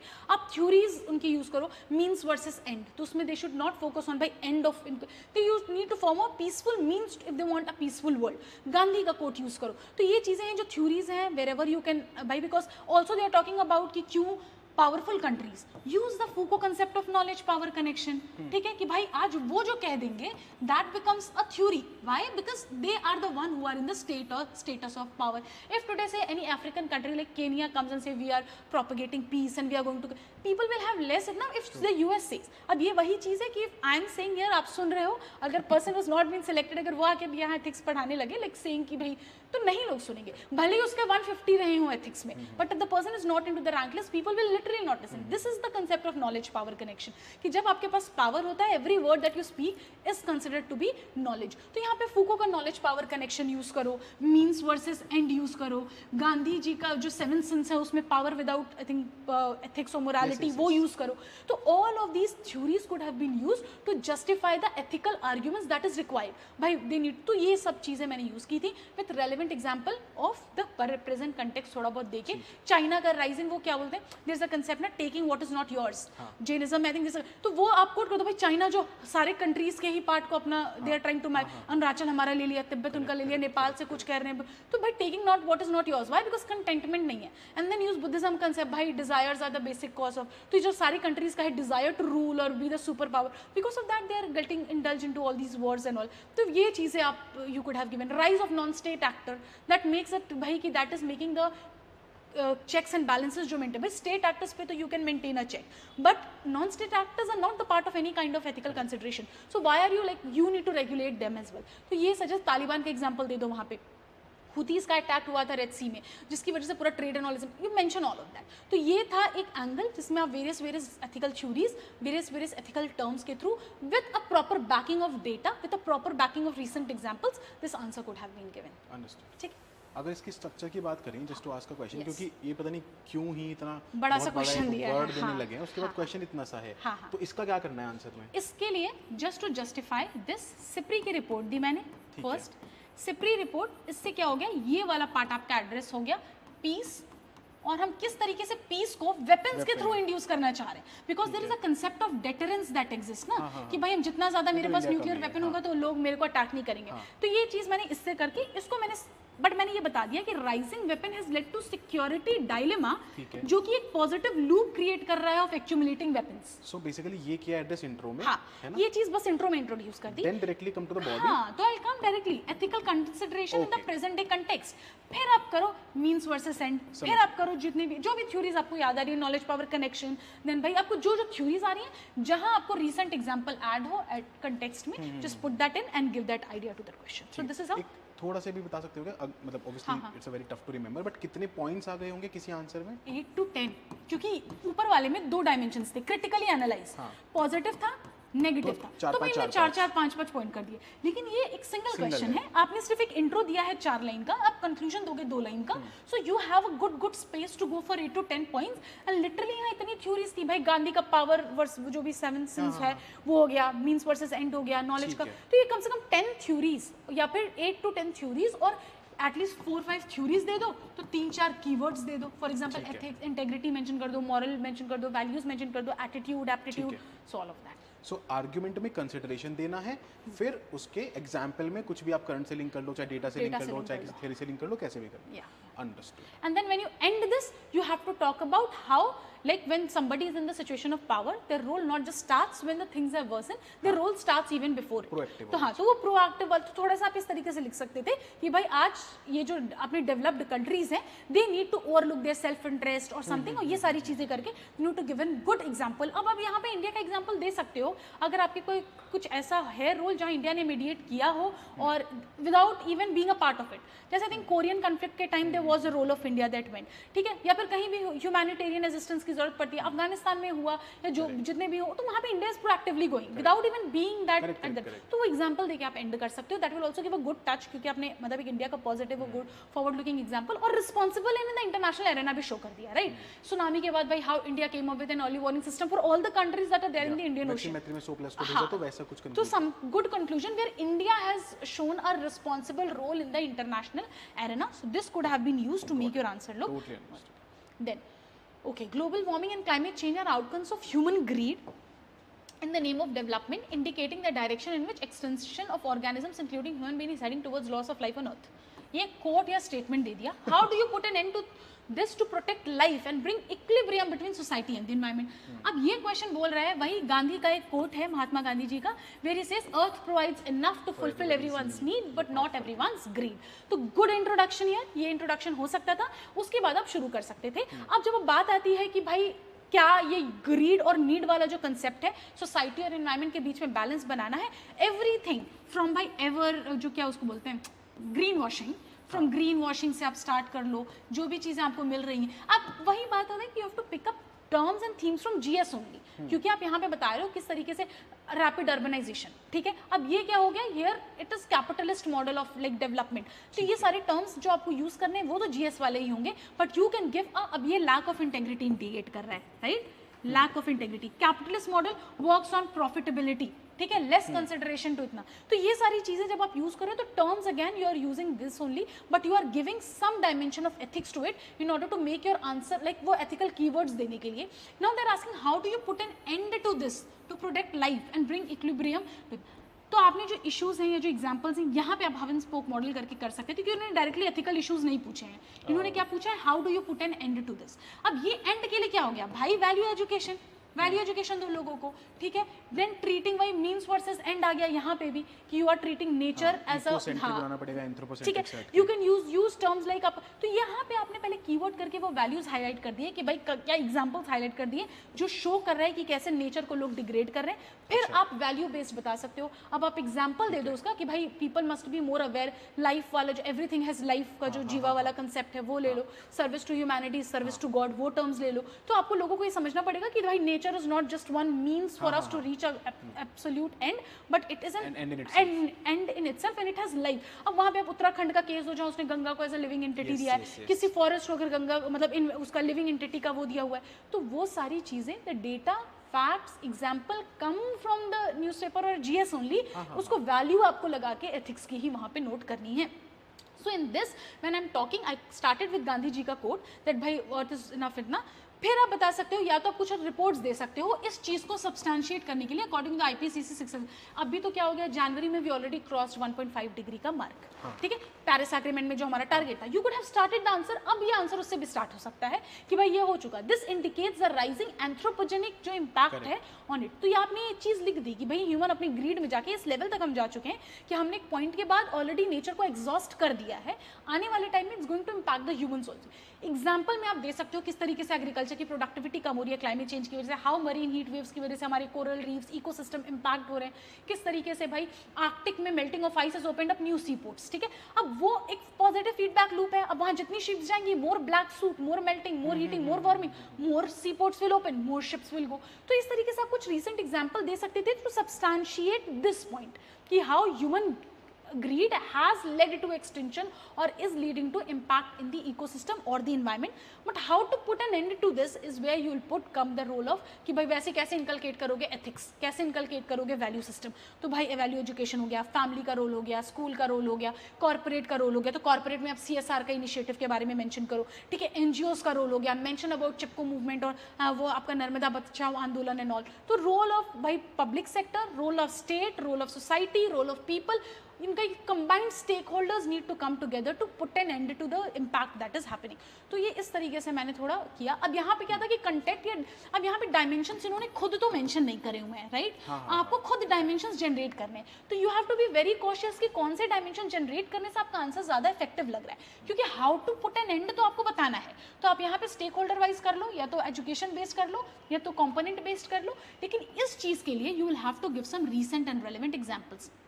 जैसे एज आई मेंशन कि मैंने वो एग्जांपल्स दिए, चाहे वो मेल्टिंग हो, चाहे वो कोरल रीफ्स हो, चाहे वो मैनग्रोव्स हो and all of that, and even this जो वो Murmansk port is there in Russia that open. So ये सारे एग्जांपल्स आई गेव कि किस तरीके से ह्यूमन के इम्पैक्ट ने किया है। अब वो पॉजिटिव फीडबैक लूप पूरे एनवायरमेंट को फिर से, अब यहाँ पे फिर अगेन गांधी के 7 सिंस में यू कम क्या प्रोफेशन विदाउट मोरालिटी और समथिंग जो भी आ रहा है आपका वो टर्म्स, हाँ समथिंग, तो वो सब टर्म्स अब जहाँ जहाँ यूज कर सकते हो। यूटिलिटेरियनिज्म पे जा रहा है भाई, अच्छा एटलीस्ट यहाँ तो यूटिलिटेरियन थ्योरी लगाओ, greater good for greater happiness, because in the end what is going to happen, इसका नेगेटिव इंपैक्ट ह्यूमंस पे ही आएगा, right. So you need to put here. तो आई थिंक ये एक नेगेटिव परसेप्शन मुझे लगता है कि एथिक्स में लोग सोचते हैं कि खाली फिलोसॉफिकल बातें करनी है, and that is only what, हाँ, and that is what only makes your answer look very vague, because आपने उसको सब्सटैंशिएट नहीं करा हुआ है कोई सॉलिड बैकिंग के साथ। अगर वो ये खुद बता रहे हैं कि भाई ये इशू है, तो आप एग्जांपल देके इसको सब्सटैंशिएट कर दो ना कि हाँ ये इशू है, अब देखो कैसे ह्यूमन ने अपनी ग्रीड के लिए इतना इम्पैक्ट करा, आज ये चीज़ उसकी इम्पैक्ट हमें देखने को मिल रहा है। This examples could be given in this model, क्योंकि एक एक्सप्लिसिट डायमेंशन तो नहीं है, ठीक है, ये एक एक्सप्लिसिट डायमेंशन नहीं है, ये डायमेंशन आप अपने लिए देना चाह रहे हो ताकि एग्जामिनर को लगे कि you have understood the demand of the question.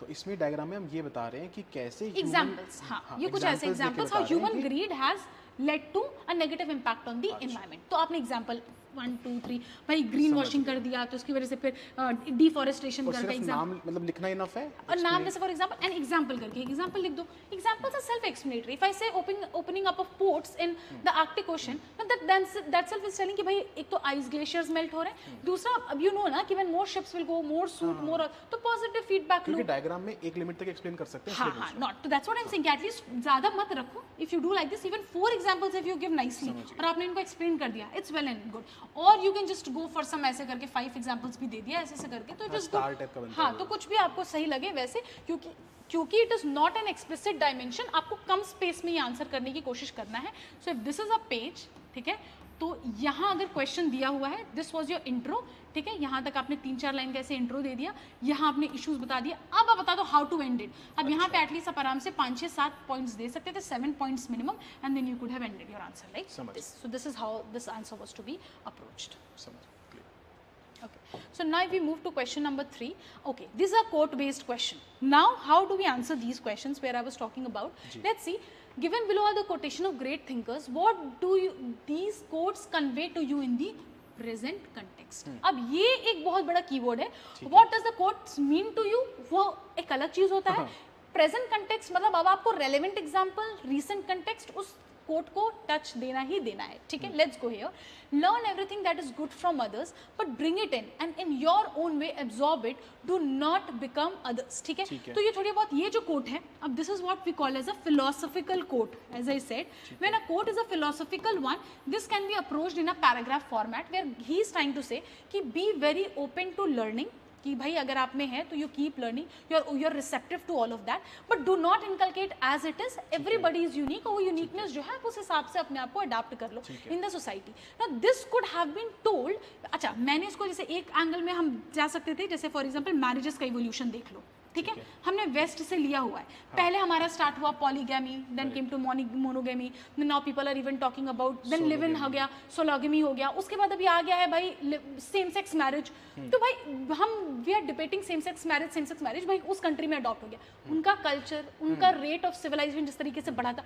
वो डिफरेंट था तो ये मैंने एक्सप्लेन कर दिया ग्लोबलाइजेशन के रिस्पेक्ट में कि कैसे ग्लोबलाइजेशन ने वैल्यूज तो चेंज की हैं लेकिन how India has inculcated it with its own changes with its own modification तो एक तरीके से आप इसको ऐसे मैग्नीफाइड फॉर्म में भी बता सकते हो कि भाई इंडिविजुअल पे नहीं मैंने नेशनल लेवल पे बता दी या तो आप इसको इंडिविजुअल फॉर्म में बता सकते हो सोसाइटीज कैसे इवॉल्व कर रही हैं how they were initially like that but with time because it now why has the government like decriminalise homosexuality वो एक इवोल्यूशन ही तो है earlier women were not allowed to move but now they are moving out तो this is what I am saying कि भाई जितना भी चीज जो बेहतर है बिकॉज अगर किसी चीज का लीगल बैकिंग है Sabarimala temple let's take the case of that there is something that existed उसके पीछे की थ्योरीज गलत हो गई थी कॉज हमेशा से सही था the cause was that women during these days they are not physically well तो उनको ज्यादा काम ना करना पड़े that's why they were told to rest ठीक है but it took a form of patriarchal society में कि भाई जा ही नहीं सकते you are impure and all but then it was wrong तो धीरे धीरे with time how we are bringing the change in a very positive way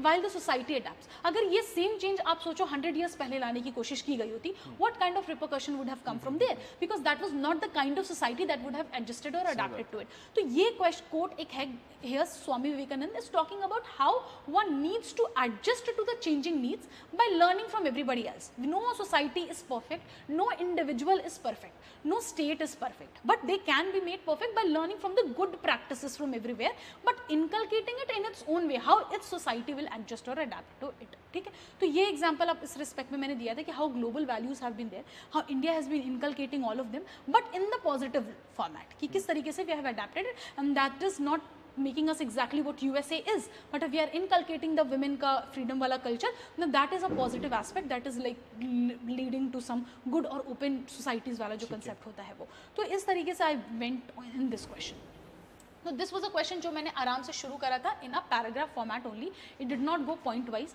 because इसमें मुझे पॉइंट वाइज कोई अंडरलाइन वैल्यू नहीं आ रहा था कि भाई इसमें ये सेल्फलेसनेस की बात कर रहे हैं यूनिकनेस की बात कर रहे हैं आ ही नहीं रहा है इसमें बस इतना है कि भाई बी अडेप्टिव टू चेंज तो here you could have started कि भाई in the above quote Swami Vivekananda talks about such and such thing where he is saying one should be adaptable to the changing needs intro में quote को explain कर दिया हाँ थोड़ा सा and after that I give an example like just like India की बात करो तो in the early present in the earlier time ये वैदिक सोसाइटीज जो है वहाँ पे वैसे से एग्जिस्ट करती थी, but with change in the society we started learning from the good practices of the other countries, and भाई वो आपने थोड़ा एग्जाम्पल दिया, and then you have explained it 2-3 dimension, कैसे पॉलिटिकल डायमेंशंस में, इकोनॉमिक डायमेंशंस में हमने चेंजेस किए, सोसाइटल डायमेंशंस में हमने चेंजेस। मेन बॉडी अभी आप एग्जांपल की बात कर रहे हो? नहीं, it's in the main body, it is going in, मतलब यहाँ पे है कि क्योंकि वो पॉइंट नहीं है कि आप बाद में एग्जांपल लिख के चल रहे हो, it is just like you are using an argument to create a dimension.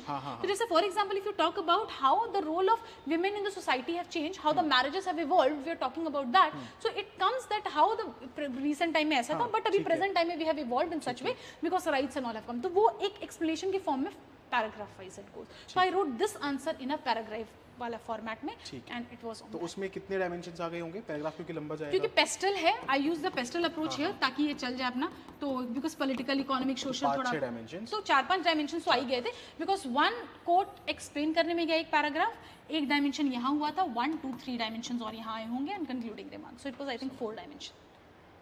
ठीक है। Alright, next coat here is faith is of no avail in absence of strength. Faith and strength both are essential to accomplish any great work.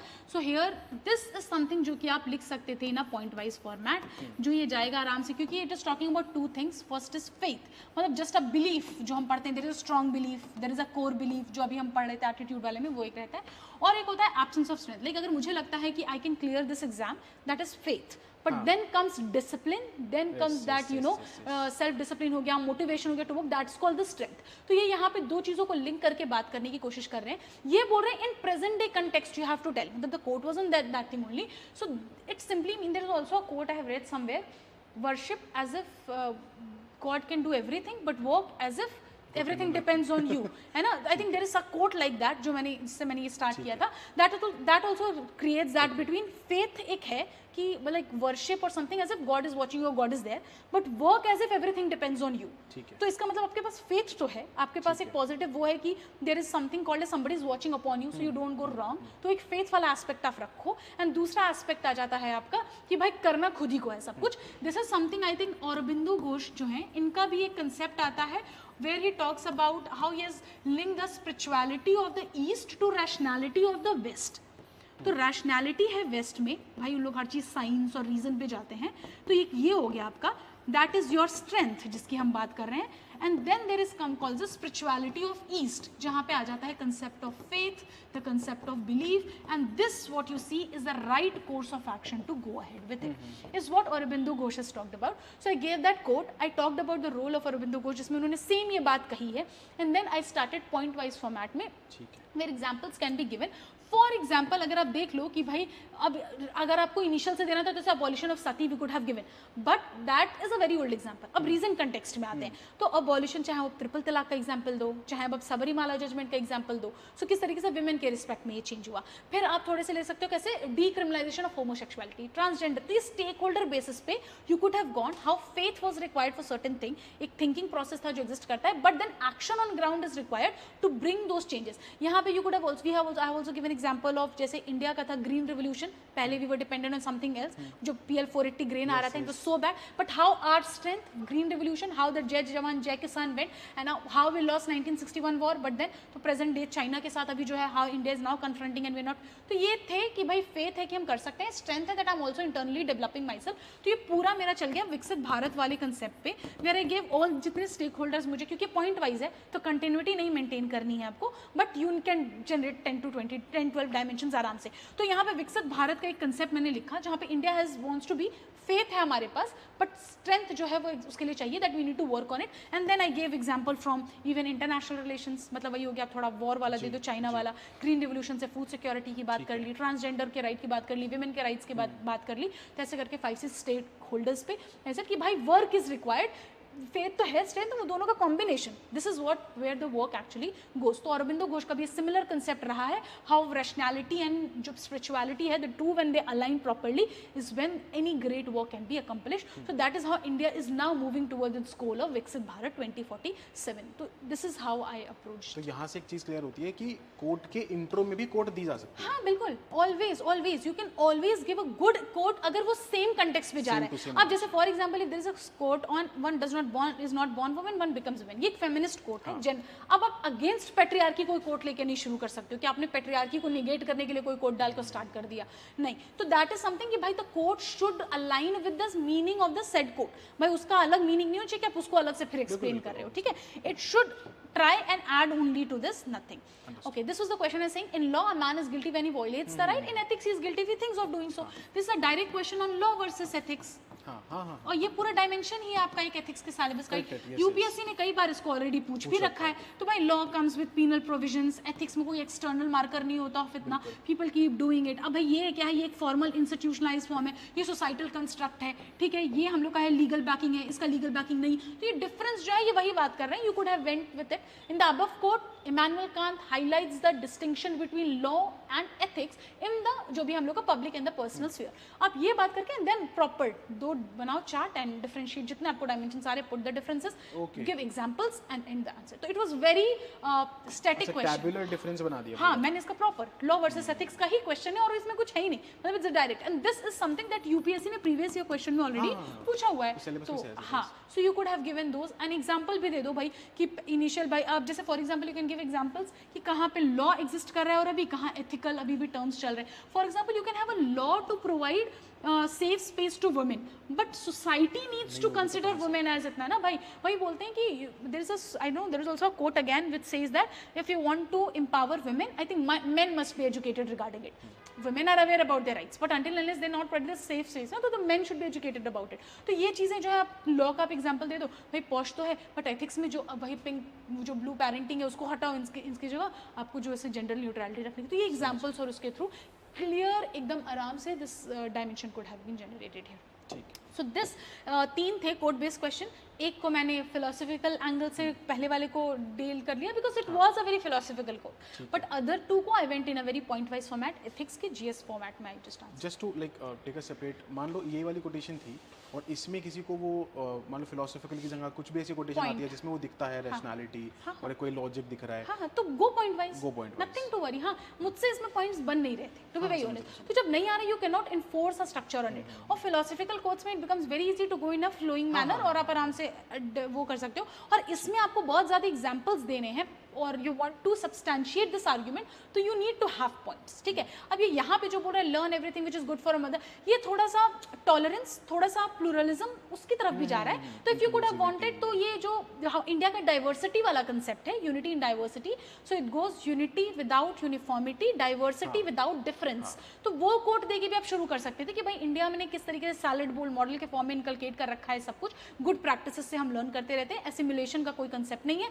So all of this that could have, तो ये भी point wise में जा सकता था, but I approached it in a, जैसे मैं अगर ये कोटेशन पढ़ता हूँ सबसे पहली चीज जो दिमाग में आती है वो इंडियन कॉन्स्टिट्यूशन, कि भाई दूसरे से सीखो क्या क्या अच्छा था, एज इट इज मत लेके आओ। एन एग्जांपल, हाँ भाई फेडरलिज्म है इंडिया का, कैसे हमने क्वाजी फेडरल क्यों रखा, एंड हाउ इंडिया, या that could have been a very good way to go about it again. तो like I approached it in a ऐसे फॉर्मेट एंड बाकी सब चीजें, ठीक है।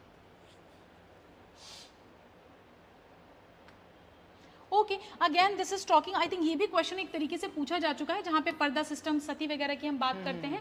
I think there is a code for it proper and this is a question that UPSC itself has asked कि कोई भी चीज स्लेवरी जैसे पहले लीगल था बट इज नॉट एथिकल, एक क्वेश्चन आता है लीगल है पर एथिकल नहीं है, तो वो चीजें हैं जिसपे ये थोड़ा बहुत उसी चीज पे है कि क्या चीज जस्ट है क्या चीज अनजस्ट है, वो कंटेक्चुअल होता है। जैसे फॉर एग्जांपल एक टाइम पे सती वाज जस्टिफाइड, एक टाइम पर डावरी वाज जस्टिफाइड, एक टाइम पर all of this that was slavery in US was justified, but then in present day context ही नहीं है। एक टाइम पे homosexuality as a crime was justified, आज के टाइम पे वैसा नहीं है। तो they are just trying to say how evolving societies lead to evolution of the ethical principle, how ये आपका ethical principles भी किस तरीके से evolve कर रहे हैं, ठीक है। so this could have been one way to approach this answer। अब यहाँ पे because I know that there is John Rawls who is associated with justice, इनका justice की theory है, तो I just started, अगर आपको कोई thinker उस कंसेप्ट पे पता है, जैसे इक्वालिटी पे होता है या राइट्स पे होता है, you could have started with Dworkin. अगर ये है मतलब जस्टिस है, तो John Rawls and his theory of justice called justice as fairness.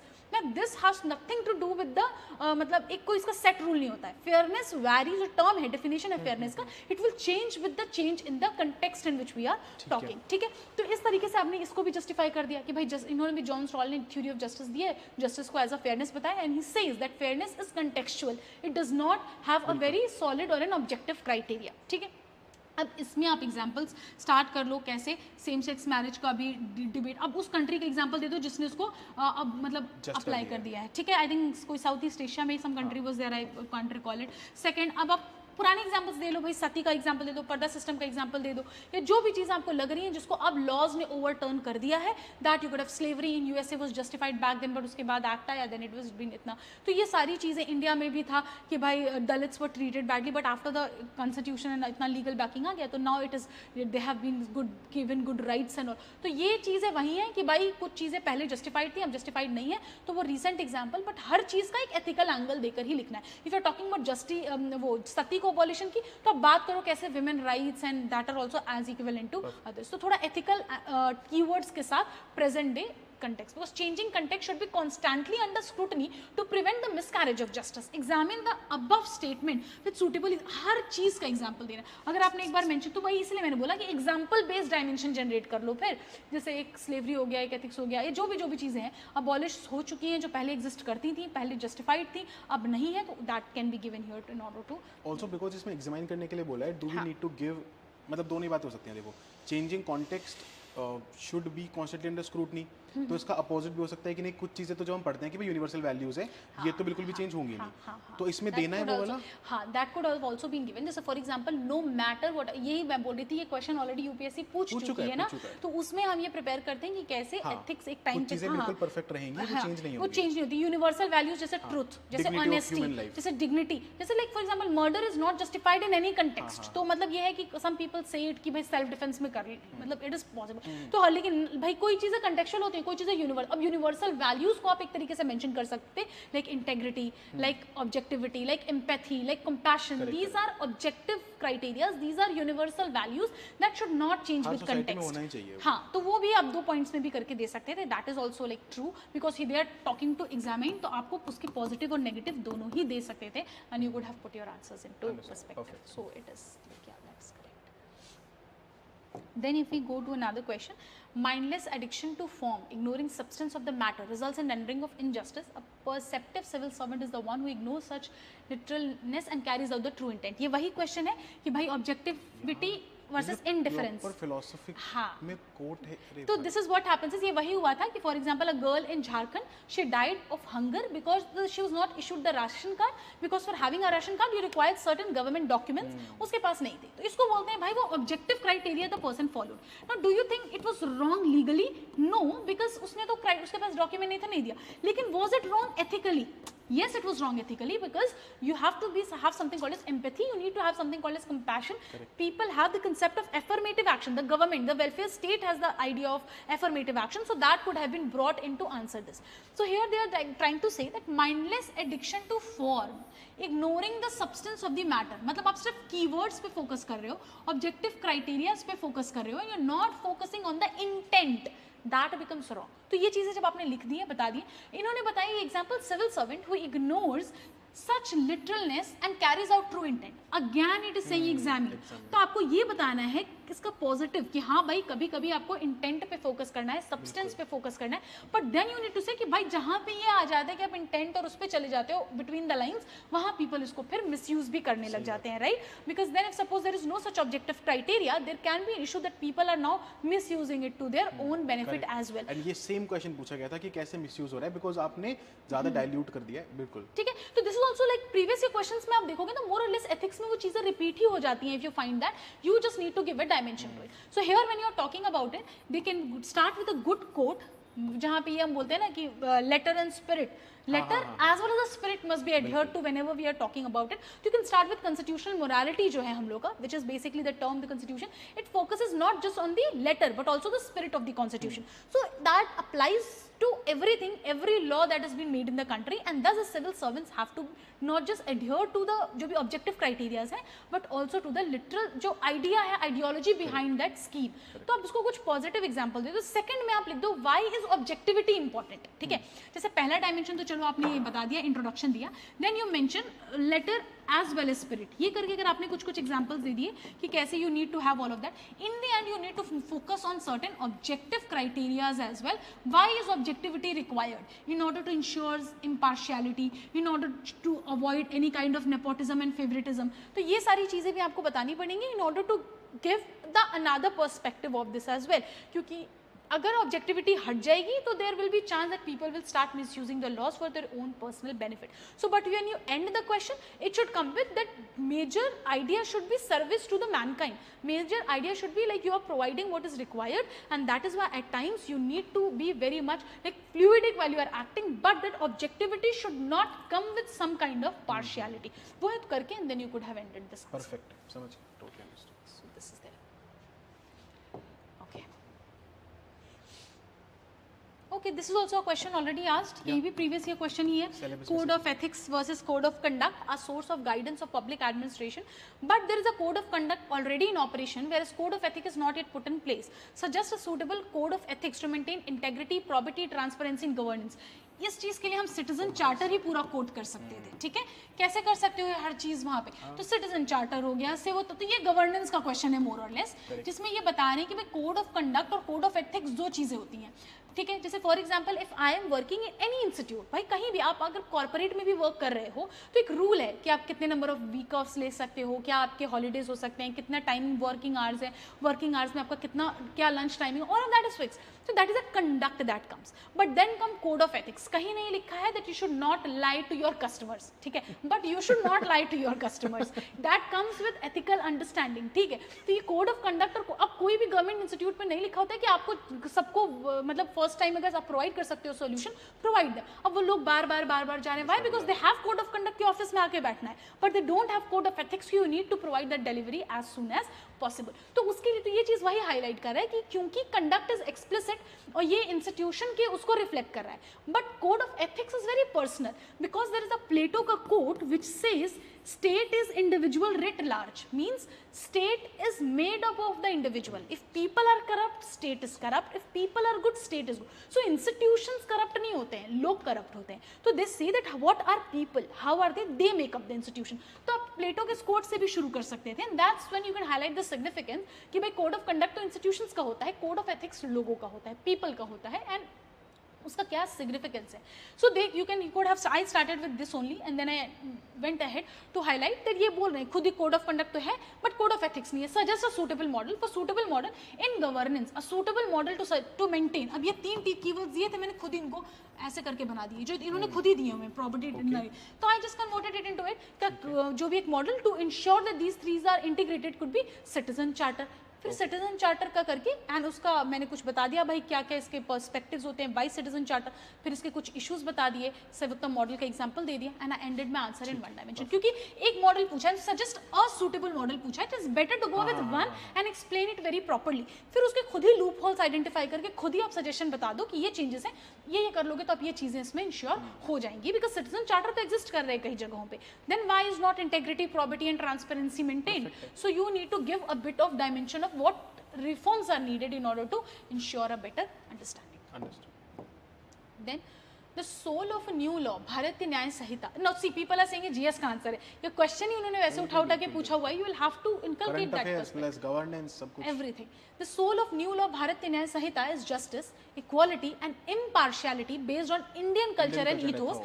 Discuss this in light of major shift from doctrine of punishment to justice to present judicial system। अच्छा एक चीज यहाँ पे community punishment का एक clause add हुआ है जिसमें what was the idea is कि जो बहुत पेटी ऑफेंसेस हैं, थेफ्ट है या कुछ माइनर ऐसी चीज़ें हैं जिसके लिए इंस्टेड ऑफ पीपल जो कंप्लेन हो जाती है जेल में उनको भर दिया जाता है। इससे ओवर क्राउडिंग ऑफ प्रिजन्स हो रहा है, लेट डिलीवरी ऑफ जस्टिस हो रहा है, ओवर क्राउडिंग ऑफ कोर्ट्स हो रहा है, बहुत कुछ। तो दैट्स व्हाई दे सेड कि अगर पेटी ऑफेंसेस है for that we can go for community punishment where they can be asked to say clean the road और क्लीन द इतना और करके then you can leave them. इससे क्या हो जाएगा, एक थोड़ा वही सोशल पर्सपेक्टिव भी आ जाएगा माइंड में, सोसाइटी मतलब एक पर्सपेक्टिव भी शिफ्ट, क्योंकि पेटी ऑफेंस है तो उसके लिए आपको इतना ज़्यादा ओवर क्राउडिंग ऑफ प्रिजन वगैरह। तो ये था जो मेजर शिफ्ट है doctrine of punishment to justice in the present judicial system context करके, वो तो मुझे लगा ये उसके रिस्पेक्ट में है। दे आर टॉकिंग अबाउट, तो ये I started this answer with how the earlier जो हम लोग का आईपीसी था या सीआरपीसी वगैरह था that had the colonial touch, ठीक है. So it did not fit properly in the Indian culture and ethos. ठीक है, उन्होंने वहाँ पे कुछ चीज़ें ऐसी, जैसे मान लो अगर हम बात करें होमोसेक्सुअलिटी की भी, it has been very well depicted in the those कौन से मॉन्यूमेंट्स है ना हमारे एग्रीकल्चर मॉन्यूमेंट्स में प्रॉपरली डिपिक्टेड है. तो that existed back then, Khajuraho and all. लेकिन इन्होंने उसको क्रिमिनलाइज करके रखा था आईपीसी में, तो हम उसको एज सच फॉलो कर रहे थे. तो things that we inculcated, it was not suitable, though it took 75 years to change it, but India has now taken such step to make laws which are more suitable to the societal values and cultural ethos of the country. तो ये एक IPCC का मैंने colonial era वाला touch लेकिन then I told why we have shifted to it to make it like to make. Now we had discussed this in light of major shift from doctrine of punishment to justice in present judicial system. अब क्योंकि मुझे वही community punishment, इसके जो clauses मैंने याद किए थे उसको I just mention some of them and I gave an ethical touch to it. When you talking about community punishment, you are trying to inculcate, ये जो भी है ये होता है आपका जो थिंकिंग है आप उसको चेंज करने की कोशिश कर रहे हो, instead of inflicting punishment directly which might, हाँ वही रिफॉर्मेटिव देन रिट्रीब्यूटिव जस्टिस जो भी. तो ये इस तरीके से इसके जितने भी टर्म्स थे, सेडिशन को हटा दिया, देशद्रोह को वो कर जो था, तो टर्म्स जो है वो उसके प्रॉपर मैंने क्लॉजेस यूज किए in to justify it, but I justified it with an ethical term. अभी I am not able to recall any of them, but because it was with respect to Bharatiya Nyaya Sanhita, you had to give that, जो ये clauses थे ये उन्हीं के आने चाहिए थे, so that with that you can inculcate कि भाई कैसे आप एथिकली इस लॉ को आप जस्टिफाई कर पाओगे. So it went that way. तो यहाँ पे you should have the knowledge कि भाई क्या क्या इसमें मेजर चेंजेस थे. आई कुड रिमेंबर, अभी तो मुझे कुछ याद आ रहे हैं, but that time I had prepared for the exam, तो वो मैंने उसी के बेसिस पे जीएस पेपर बेस्ड ही दिया था पूरा इसका, बट उसके साथ वैल्यू कोई एथिक्स की, कहाँ ऑब्जेक्टिविटी, कहाँ एम्पैथी की बात हो रही है, कहाँ कंपैशन की बात हो रही है, कहाँ राइट्स ऑफ अदर की बात हो रही है. ओवर क्राउडिंग ऑफ प्रिजन्स हो रहा है, वहाँ पे फिर ह्यूमन राइट्स वायलेशंस भी हो रहे हैं. ठीक है, देयर आर इशूज ऑफ यहाँ पे भाई they are not getting proper standard dignified life also there. You see the case of washrooms के जो वहाँ पे इशूज आते हैं, या जो फूड उन लोग को वहाँ मिल रहा है, why because there so much people to be fed there कि they have been treated in a very, तो ह्यूमन राइट्स वायलेशन भी उसमें हो रहे हैं. तो that's why you can give different perspective and justify it from the ethical stand point. Okay. In Indian culture and value system, an equal opportunity has been provided irrespective of gender identity. The number of women in public service has been steadily increasing over the year. Examine the gender-specific challenges faced by female public servants and suggest suitable measures to increase their efficiency in discharging their duties and maintaining integrity and high standards of probity. ये खुद ही कह रहे हैं कि India का system change हो रहा है, विमेन का पार्टिसिपेशन बढ़ रहा है कुछ सालों में. ये चीज़ उन्होंने बता दी है, तो आप इसको निगेट तो नहीं कर सकते हो कि भाई ये बढ़ रहा है नहीं बढ़ रहा है. लेकिन they have mentioned a keyword or tailword, what we call examine the gender specific challenges. They are not talking about examine the gender specific participation. They are saying gender specific challenge. मतलब ये आपको correct मान के चलना है कि हाँ women का participation जो है वो तो बढ़ रहा है. अब आपको बताना है कि भाई gender specific challenges क्या हैं जो female public servants face कर रही हैं, and what are the suitable measures that can be given for discharging the duties and all. अब यहाँ पे आपको societal perspective को inculcate करना है in the public servant domain. मतलब अभी भी अगर आप देख लो, देयर इज अ विमेन मतलब civil servant and there are men civil of the equal status also, वो होता है कि the weightage of words that she give और उनका जो contribution होता है वो कितने लेवल का है कितना नहीं. अब इसको जस्टिफाई करने के लिए डेटा तो नहीं है, लेकिन इसको जस्टिफाई करने के लिए societal theory of patriarchy exist. ठीक है, no lack of proper structural, ये वही चीज़ें आप यहाँ मेंशन कर सकते हो जो विमेन के इकोनॉमिक पार्टिसिपेशन को डिक्रीज कर रहा था आज तक. Why? Because they face issue of like more number of men in the service then the women. ठीक है, there is lack of proper structural जो होता है. अब स्ट्रक्चरल में हो गया प्रेजेंस ऑफ वॉशरूम्स हो गया, रेस्टरूम्स हो गया, they go on maternity leave, so after that coming back and 9 months के ब्रेक के बाद and again continuing in the service and getting used to it. After that also they have to bear the child as well. So क्या तो crèche facilities हैं या नहीं है उनके लिए.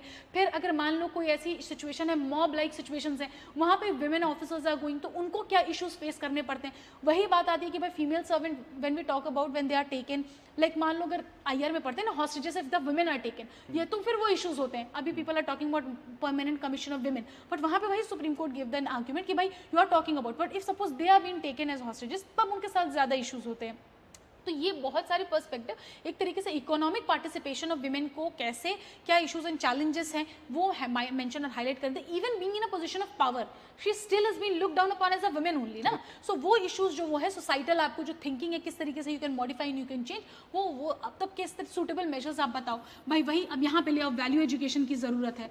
You need to have the training not just of the people और the women but also training of the whole society to be more receptive to get women in to the service, that respect check that she, तो वो चीज़ें आप थोड़ी बहुत रख सकते हो. तो कुछ टेक्नोलॉजिकल भी आप बता सकते हो, how there should be the presence of proper vigilance mechanism where she is working, how the security of her should be taken care of like with more priority whenever she is entering into the public sphere. तो ये कुछ highlights कर सकते हो जिससे वो she is able to discharge your duty, response familial responsibilities and also maintain high that probity in the governance as well. But बहुत अच्छा क्वेश्चन है यार कि हाँ, this was really nice and it is something also very relevant क्योंकि भाई ये civil services का एग्जाम्पल है, तो there's a paper also for that only, so you must have an idea. अब ये प्रॉपर इस मिशन कर्मयोगी पे ही क्वेश्चन था, तो अब इसमें अब आप ये सोचो कि नहीं एथिक्स का आंसर लिखना है, तो why you see that's what I am saying कि यूपीएससी खुद ही इस तरीके से कर रही है, तो get there. So mission Karmayogi is aiming for maintaining very high standards of conduct and behaviour to ensure efficiency for serving citizens and in turn developing oneself. How will this scheme empower the civil servants and enhancing the productive efficiency and delivering the services? आपको इसी के verticals लिखने थे. अब इसमें और कुछ अगर स्कीम के बारे में नहीं पता, ये आंसर नहीं लिख सकते थे आप.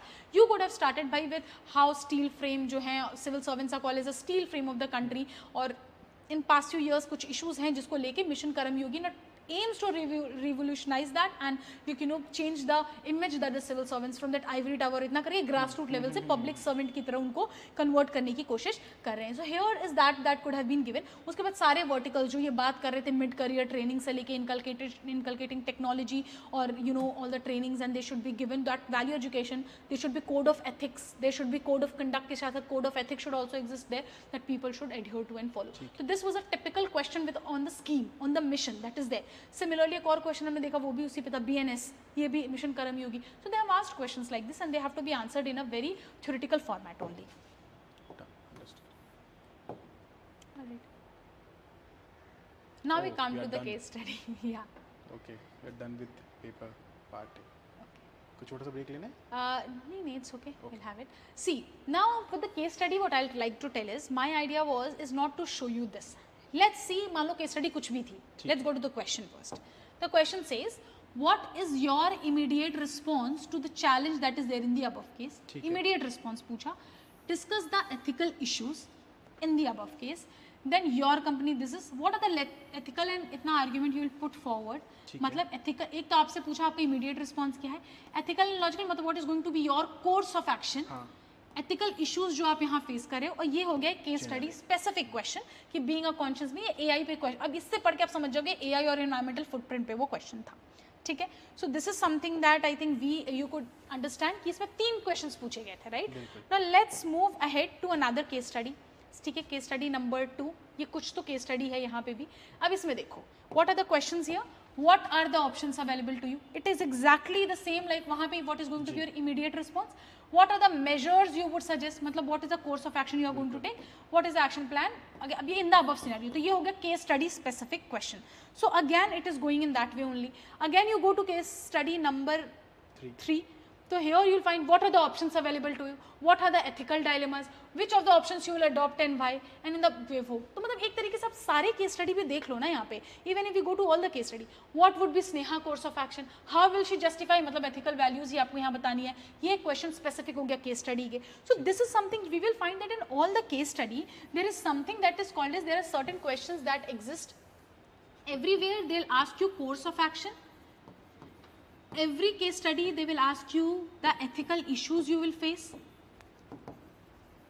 Course of action आप तभी बता सकते हो when you have what are the options that are there with you कि भाई आपको 4-5 ऑप्शन है, उसमें से आप कौन सा फॉलो करोगे. और एक क्वेश्चन होता है जो आपका केस स्टडी स्पेसिफिक क्वेश्चन होगा, जैसे इन्वायरमेंटल फुटप्रिंट पे पूछ दिया, अगर it's on participation of women in the तो वो पॉश पे पूछ दिया, मेडिकल एथिक्स, हाँ मेडिकल एथिक्स पे यहाँ क्वेश्चन पूछ दिया. So this is going to be these are very thing that is very common. हम क्या करते हैं कि भाई जैसे मैंने मेंशन करा एथिकल इश्यूज बार बार सेम ही याद आएंगे, personal professional maintaining integrity, Gandhi के 7 सिंस में से कुछ, तो एक बहुत ही बेसिक वही यूटिलिटेरियनिज्म याद आएगा, कंसिक्वेंशियल एथिक्स याद आएगा. लेकिन जो बाकी और चीजें हम भूल जाते हैं. What we do is we keep repeating the same thing again and again. In the 6 case studies that we have, some will have 2 questions, some will have 3 questions, some will have 4 questions, but every case study is of 20 marks. तो इस चीज़ से आपको ये समझ में आएगी कि what we need to do is we need to have a proper dimension of, और पेज आपको हर सब में 4 ही मिलेंगे, ठीक है. तो एक होता है कि भाई किस क्वेश्चन में मुझे इंट्रोडक्शन देना है, उस क्वेश्चन में जिसमें नंबर ऑफ क्वेश्चंस कम है। किस केस में मुझे सब स्टेक होल्डर्स बताने हैं, उसमें जिसमें नंबर ऑफ क्वेश्चंस कम है। Whenever there are 4 or more questions asked, directly start answering the question because you will not have time or you will end up wasting the space, क्योंकि 4 question है और 4 ही page हैं। if you waste 1 page in telling dimensions and stakeholders और बार बार आप stakeholders सब में बता रहे हो, आप देखोगे बार बार आप 2-3 नए stakeholder बताओगे, फिर वही environment और society को अब stakeholder बताने लगोगे, why repeat it again and again। तो पहली चीज तो ये है कि क्या हर केस स्टडी में इंट्रोडक्शन होता है? The answer will be no. तो इंट्रोडक्शन क्या में क्या करते हैं? अब इंट्रोडक्शन 2 टाइप का होता है। अगर देयर आर 2 क्वेश्चंस ओनली तो आपके पास अच्छा खासा स्पेस है to summarize the case study. Agar there are 3 questions, then what you can do is you can pick up the underlying value in the case study. In the above case study, Raman faces the issue of ethical versus professional, जो भी professional versus personal ethics. तो या तो आप summarize कर दो अपने case study को, या तो आप underlying value system को highlight कर दो। आप अगर above किसी theory से इसको relate कर सकते हो, the above indicates, मान लो किसी ने corrupt कोई IAS officer पे था, you can the above indicate power without morals और जो भी जो भी, तो वो चीज आप मेंशन कर सकते थे। So these are ways how introduction can be done. One is summarise the case study. ये कब कर सकते हो आप? जब आपके पास नंबर ऑफ क्वेश्चंस बहुत कम है, you have space, you have time to invest. Second way is underline value आप हाईलाइट कर लो। अगर आपने ये कर लिया, another good thing it is. Otherwise you can mention a ethical theory. If you have done this ethical theory then it becomes very easy to, आपने highlight ही कर दिया क्रक्स क्या था उस केस स्टडी का, ठीक है। तो this is about the introduction. Again another question is, should stakeholders be mentioned in every case study और नॉट? Again the same thing. अगर आपके पास स्पेस है, number of question is 2, you can draw a stakeholder here, but whenever you are mentioning the stakeholder, एक तो आप ही होंगे, एक कोई politician हो गया, एक people हो गए, एक environment हो गया, एक society हो गया, तो even go till every, तो एकदम एक possible चीज जो इससे impact हो रही है, सबको stakeholder की तरह you need to mention. Again, if you follow the same pattern for every case study कि हर जगह intro और stakeholder mention किया है, एक तो time waste करोगे, space waste करोगे और answer redundant लगेगा, तो don't do that। जहाँ आपके पास space है, जहाँ आपके पास time है, जहाँ आपको लगता है कि stakeholders है, before drawing this diagram also read this. क्या स्टेक होल्डर ने पूछ तो नहीं लिया है किसी में? अगर हाँ, अगर किसी में पूछा हुआ और आपने यहाँ बना दिया है, फिर उसको बी लिखोगे, that won't make a sense. कि मान लो it was in question number B it was asked, अब आप यहाँ आके बी लिख दोगे, it will look make your answer look really bad. वो समझ में आ जाए कि आपने पहले ये लिख दिया and you are trying to decide कि कौन सा पहले आंसर करना है। नहीं, you need to answer it in sequence only. So read the question कि ऐसा ना हो कि स्टेक होल्डर पूछा था और आपने स्टेक होल्डर नहीं लिखा, या स्टेक होल्डर बाद में पूछा और आपने पहले उसको बना दिया। तो have that idea. Mention stakeholder if you have space, if you have time, and if it is asked. Otherwise, don't do that. Then comes addressing the subparts. Now, in subparts, if I mention, there are 4 type of question that we saw that can be asked. Okay. So, if they're asking ethical issues in every question, there'll always be 5 questions, 6 questions, and if you mention 5 ethical values also, there are going to be 30 dilemmas that should be mentioned in your notes already.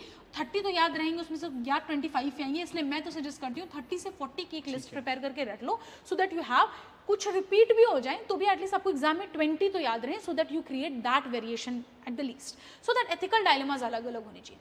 Course of action में मैंने ये notice किया है कि what we do is we do give a one very positive one. एक एकदम ऐसे हम आइडियोलॉजिकल लिख देते हैं कि भाई I will just go and I will nation and, एक एकदम नेगेटिव कि अरे भाई I will succumb to the इतना। एक हम मिडिल पाथ लिखे वी ऑलवेज जस्टिफाई इट, ठीक है। No this becomes such normal thing कि हर आंसर में आपको दिखा कि आप मध्यम मार्ग ही कर रहे हो। तो मैं सजेस्ट करती हूँ एक एकदम पॉजिटिव जो होगा, जैसे मान लो if suppose there is a case where I am appointed as a civil servant, I come here today, कल यहाँ पे किसी ब्रिज का या किसी हॉस्पिटल का इनॉग्रेशन है, ठीक है, and I come across and I come to know कि भाई इसमें बहुत ज़्यादा there were cases of corruption और बहुत कुछ चला है इसमें, and even my family member is involve, even one of the big politician is involve, हर चीज़ हो रहा है। Now I have, what should I do? क्या मैं इनॉग्रेशन रोक दूँ? क्या, व्हाट शुड आई डू? तो एक हम नेगेटिव पॉजिटिव एकदम लिख सकते हैं कि I will go and tell public about everything and I, भाई you are not a media person, you have to maintain the professional that of your service also, and यहाँ पे सब कुछ इंडिपेंडेंट नहीं चल रहा है, you are a part of administration, you do not stand out from there. तो वो एक रूल है कि you have to go in a very hierarchical format when you have to go for all of this. ये नहीं कि आप explicitly जाके सोशल मीडिया पे कुछ भी लिख कर चले आओ, that should not be done. तो ये भी नहीं कि मैं बहुत ज़्यादा I am trying to show कि भाई मुझसे तो बर्दाश्त ही नहीं हो रहा है corruption, you have to be. Second एकदम नेगेटिव कि भाई मुझे क्या, मैं तो आज आया, let me just go and inaugurate and then I will say I was not here, committee बैठेगी भी तो मेरे पे थोड़ी नाम आएगा। Third thing then I go for मध्यम मार्ग, या कुछ हम ऐसा लिख सकते हैं। और एक थर्ड एक और लिख दो कि मान लो I would request for a transfer, कुछ ऐसा लिख दिया कि भाई मुझे नहीं रहना इसमें, तो ये बोलो, तो ये एक शो करता है भाई यू आर ट्राइंग, तो ये तो कोशिश करो कि वेरिएशन दो। अगर एक बार आपने नेगेटिव में ये लिख दिया कि आई विल टेक मनी, एक जगह नेगेटिव में लिख लो I will demand corruption, I will demand transfer, तो ऐसे ऐसे करके तो अलग अलग चीजें मेंशन करो, हर बार एक ही चीज का कोर्स ऑफ एक्शन मत रखो। मध्य मार्ग में आप लिख सकते हो कि भाई चलो मैं I will not do this that also but I will try to talk to my senior and get thing. इससे बढ़िया होता है the best course of action is एक फोर्थ रखो जिसमें आप लॉन्ग टर्म मेजर्स बताओ, जिसमें you are not just addressing the immediate demand but also what if it happens in future. तो उसमें आप लिख सकते हो कि भाई एक कमिटी होनी चाहिए, एक रूल होनी चाहिए, कोड ऑफ एथिक्स होना चाहिए, तो एक combination of all of that. So I think ये आप कर सकते हो कि किसी आंसर में आप मध्यम मार्ग चूज कर रहे हो तो किसी आंसर में you are looking at the long term solution, किसी आंसर में you can go for how society can bring in change in such things, how societal participation is important, how citizen centric participation is required। तो different type के solution को आप अपना course of action बनाओ, not always stick to one thing कि दो extreme बता के एक मध्यम मार्ग और उसको चूज कर लिया। And also I have also seen कि जब ऑप्शंस अवेलेबल पूछते हैं तो people are writing A B C, तीन बता दिया, और कोर्स ऑफ एक्शन में ए से ये ले लिया, बी से ये ले लिया, सी से ये ले लिया, you do that, I think that will waste a lot of time.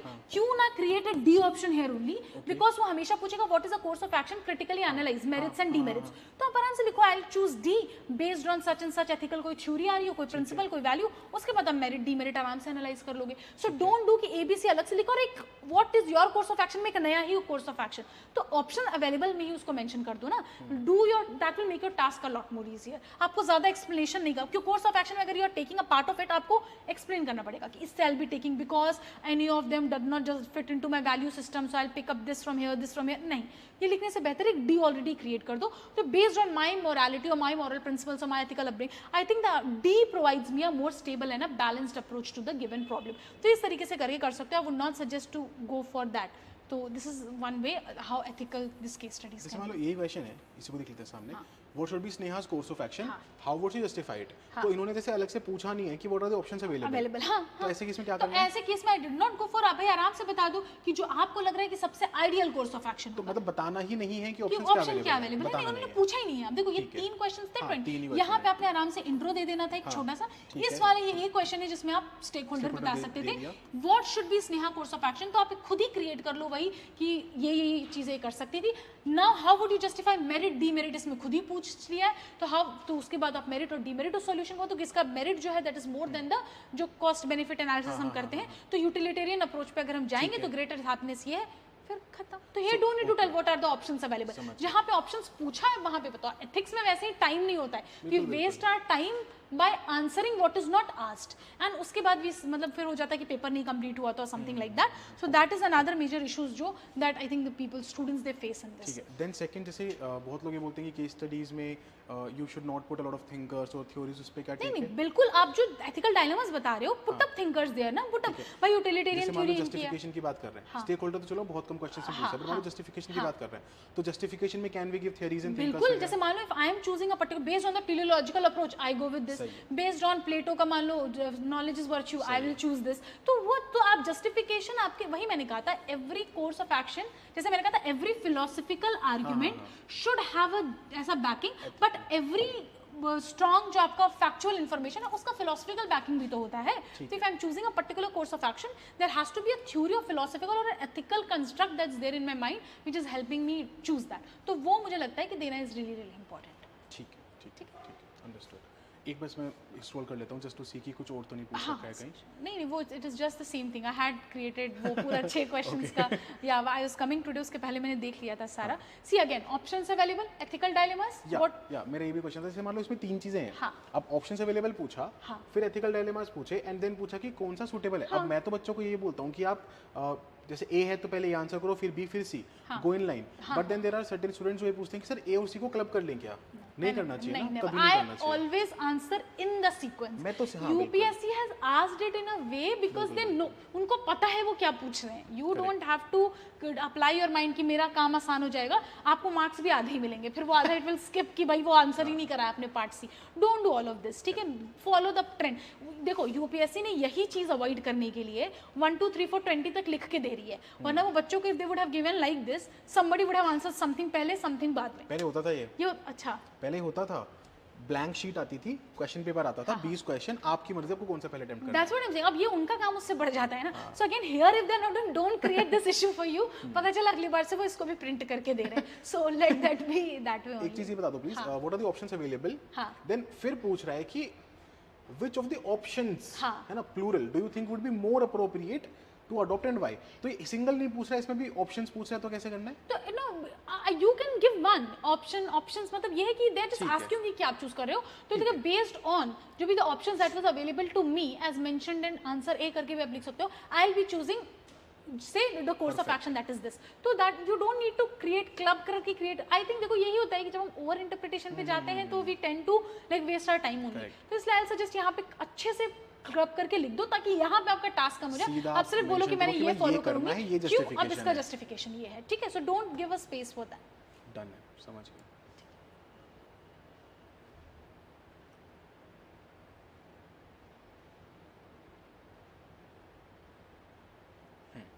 जैसे ये क्वेश्चन है, what measures would suggest for this thing.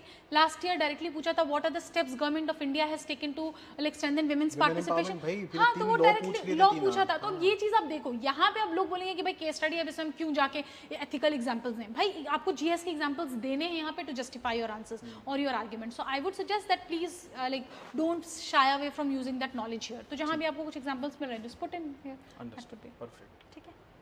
Perfect. बाकी सब कुछ क्लास में डिस्कस हो जाएगा. Done, sorted. Okay, thank you so so much, much. It was again a lengthy session but very helpful. मेरे लिए तो पर्सनली मतलब it's like a master class कि भाई सब कुछ समझ लो और ये चीज़ एज इट इज़ अप्लाई करके आना. मैं हमेशा बोलता हूँ कि यूपीएससी में सबसे बड़ी दिक्कत ही गाइडेंस की है, but now when you have it directly and in such detail, please भगवान के लिए यूज़ कर लो. सर इस साइकिल से बाहर निकलो, है ना, जाओ के अच्छा काम करो. Please use this and thank you so much for. Thank you so much sir, thank you so much, because I think these sessions we have like we discussed, ये थोड़ा डिटेल में है. If you can use it थोड़ा अच्छी तरीके से and to get an reference you can also download my copies. I would suggest download the latest one से मतलब है पीछे 2024 की डेट होनी चाहिए for writing mains. Otherwise if you कुछ हैं 2022 2021 की भी कॉपीज हैं, डोंट गो फॉर दैट. तो please go to just get an idea how like I approached if you want to see कैसे प्रैक्टिकली मैंने अप्लाई करा था. Perfect. All right, all the very best for the students who are writing mains and also for others who are planning to appear in the upcoming years. All the very best. सबके लिए, इसलिए हमने इसका life time validity किया क्योंकि सबके लिए it will be useful for years and years down the lane. Thank you so much. Thank you so much for the session. Thank you so much everybody. I hope this was again very helpful. And any comments, any feedback, you can always come into our DM and you can into my DM and you can you can tell. Thank you so much. Okay, thank you for doing Thank you, this. sir. It will Thank you, really sir. benefit the students. Thank you so much. Thank you. Thank you so much everybody.